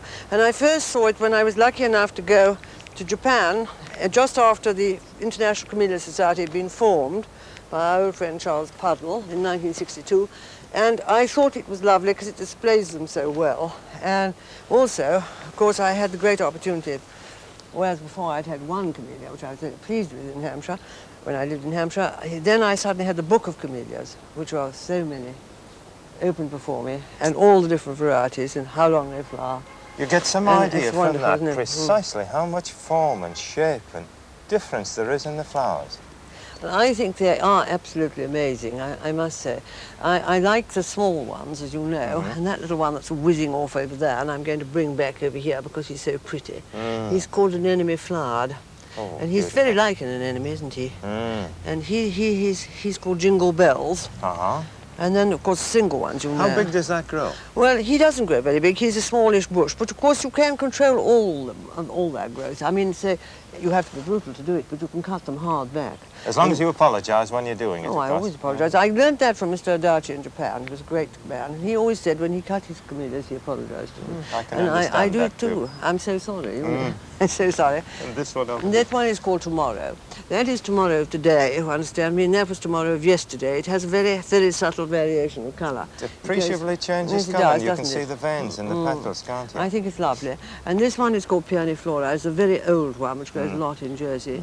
And that is a very, I call it Jupiter, but it's hardly as red as Jupiter should be. It's single. I like it better than Jupiter. The colour is much more subtle, isn't it? I think it is, yes, I think it is. But it's a beautiful one. But my favourite, perhaps, is this one. You see here, with the little striated bits of pink, because that's a Higo camellia, which has an unpronounceable name, but you can get them in England. They were grown by the samurai warriors in Japan, you know, the fighting men. Fighting men growing flowers, yes, isn't that a when lovely they thought? retired, or when there wasn't a war to fight, when they weren't being employed by the chaps to go and fight each other, they had a great thing about camellias, which they grew and they displayed, and they started having shows. And then, of course, when peace came, and it became also a thing which was done. But that could have given the world a lot of new camellia varieties, because fighting men had to have a relaxation in breeding flowers. Yes. Is that a tall growing one? It's about not that big. sort of height, and rather spready. But About you see, 4 you feet. don't want it to go too tall, because it faces upwards, and you would want to be able to look down on its face. And the But- great boss of stamens Yes. coming out of the middle. When you've got them in the open garden, do you feed them and mulch them, or do anything with them to keep them Oh, happy? yes, they have to be fed and loved and all the rest of it, I mean, and talked to. Mhm. And that's the point about not having an immense amount of them, which I have quite a lot, but I can give them individual attention. And they are fed about March. About March, either with a little dried blood or with some proprietary band of slow-release fertilizer, which is for acid soils, of course. For That's rhododendron, you can't go and give them something which is going No, to be good no. on a limey soil. It's And- important not to stimulate growth too much, particularly when you're gardening in a very cold climate, as we Yeah. are. You've got to keep them hard, otherwise the first frost seems to kill them. They have surface roots, you see, very near the ground. They don't want to be too deeply planted, so they like a mulch. They like a mulch of rotted leaf mold and that sort of thing. They don't really like manure.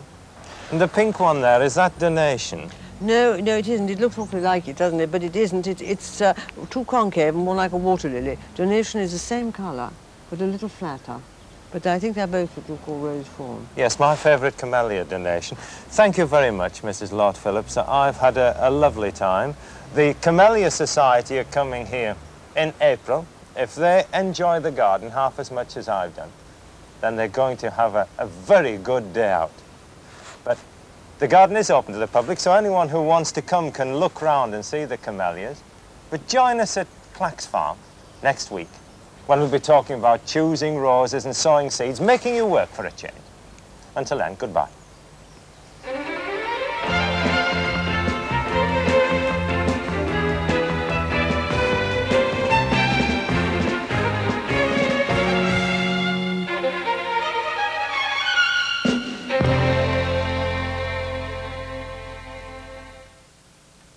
In a minute in Newsweek, Keith Carr reports on the American economy in America Catches Cold. Tonight, Anna Calder Marshall stars in the playhouse Days. A woman recalls the events that have shaped her life as she lies waiting in her hospital bed. How quiet it is. I'm expecting a visitor, she said. Fool to be still waiting. Nobody comes. No, I can't stay behind. My mother's in hospital. I have to cook supper for my younger brother. You can ask Miss Bates. All right, you can go. I hardly ever get time to do my homework. My father's hardly ever home, so All you right, see, all the I time... said you can go. You're a bit of a puzzle, you know. We can't find anything wrong with you. Well, now, that's good news, isn't it? Of course, we've still got 1 or 2 tests to do, routine stuff, but I'd be very surprised if they showed anything. So there we are. There's no medical reason. It's a major operation, of course, but she should be a lot better by now. She's apathetic. Seems to me she just lies there, watching the chair at the foot of the bed as if she's waiting for someone. Anna Calder Marshall stars in the Playhouse production Days, tonight at 9:30 here on 2.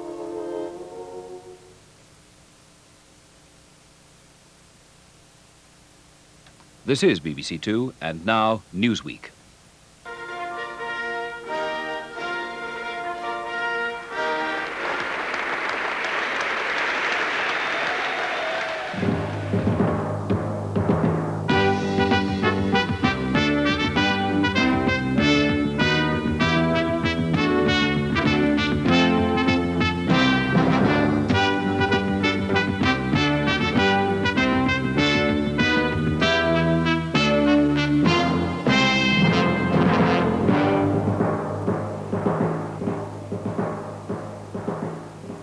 Mrs. Thatcher in Washington with her soulmate, the man who has often voiced his warm admiration for her and for what she is trying to do with the British economy, Ronald Reagan.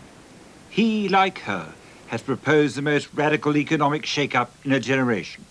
Well, it's widely known that I share many of your ideals and beliefs, Prime Minister Thatcher.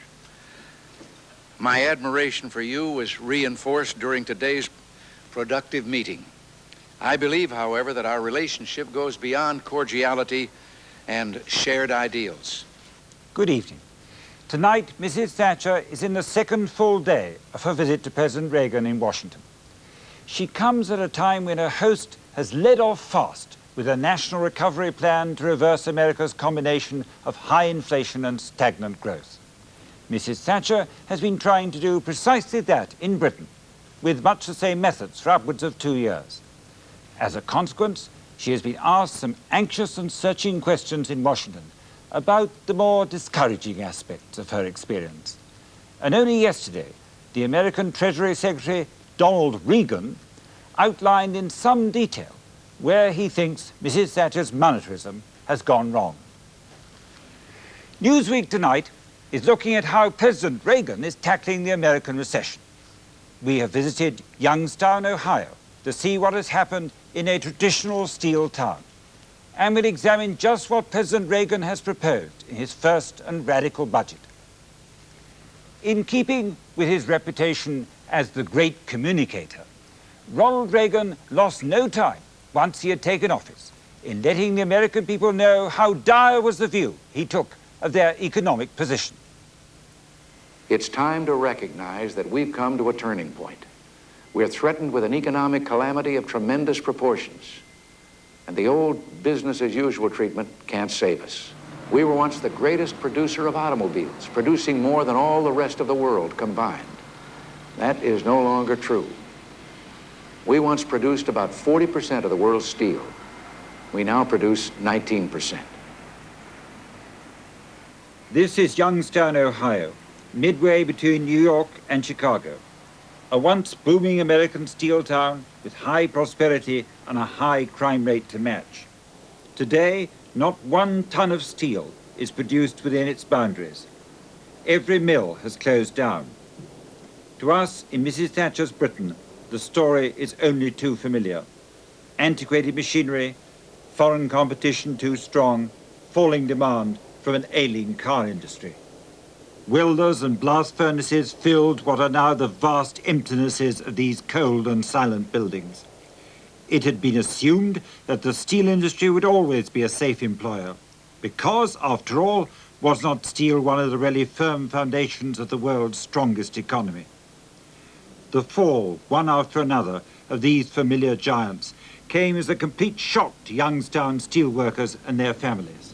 After they made the announcement, they said it would be phased out, and I think it was 6 months or less, and they just phased us out in 6 months. But how did you react to that? Well, it's just like getting kicked you know where. Well, to tell you the truth, I just couldn't believe it. I thought that they wouldn't do it. I thought, U.S. Steel, they can't pull out of a city and leave 3,000 men and women without a job. I truly, in my heart, believed that it would never happen. This is the headquarters of local or branch 1330 of the United Steelworkers Union. 4 years ago, the local had 6,000 members. Today, its president presides over nothing but an empty building. You know, for years, they haven't reinvested any of the monies that were generated from these facilities back into them. We've been operating here with antiquated and obsolete mills for some time, and you can only work a little harder and work a little smarter for so long. And then the technology passes you up. We weren't able to compete in the marketplace. It's a common story. Youngstown's facilities were very marginal because of high transportation costs, because of old blast furnaces, because of very high environmental costs they were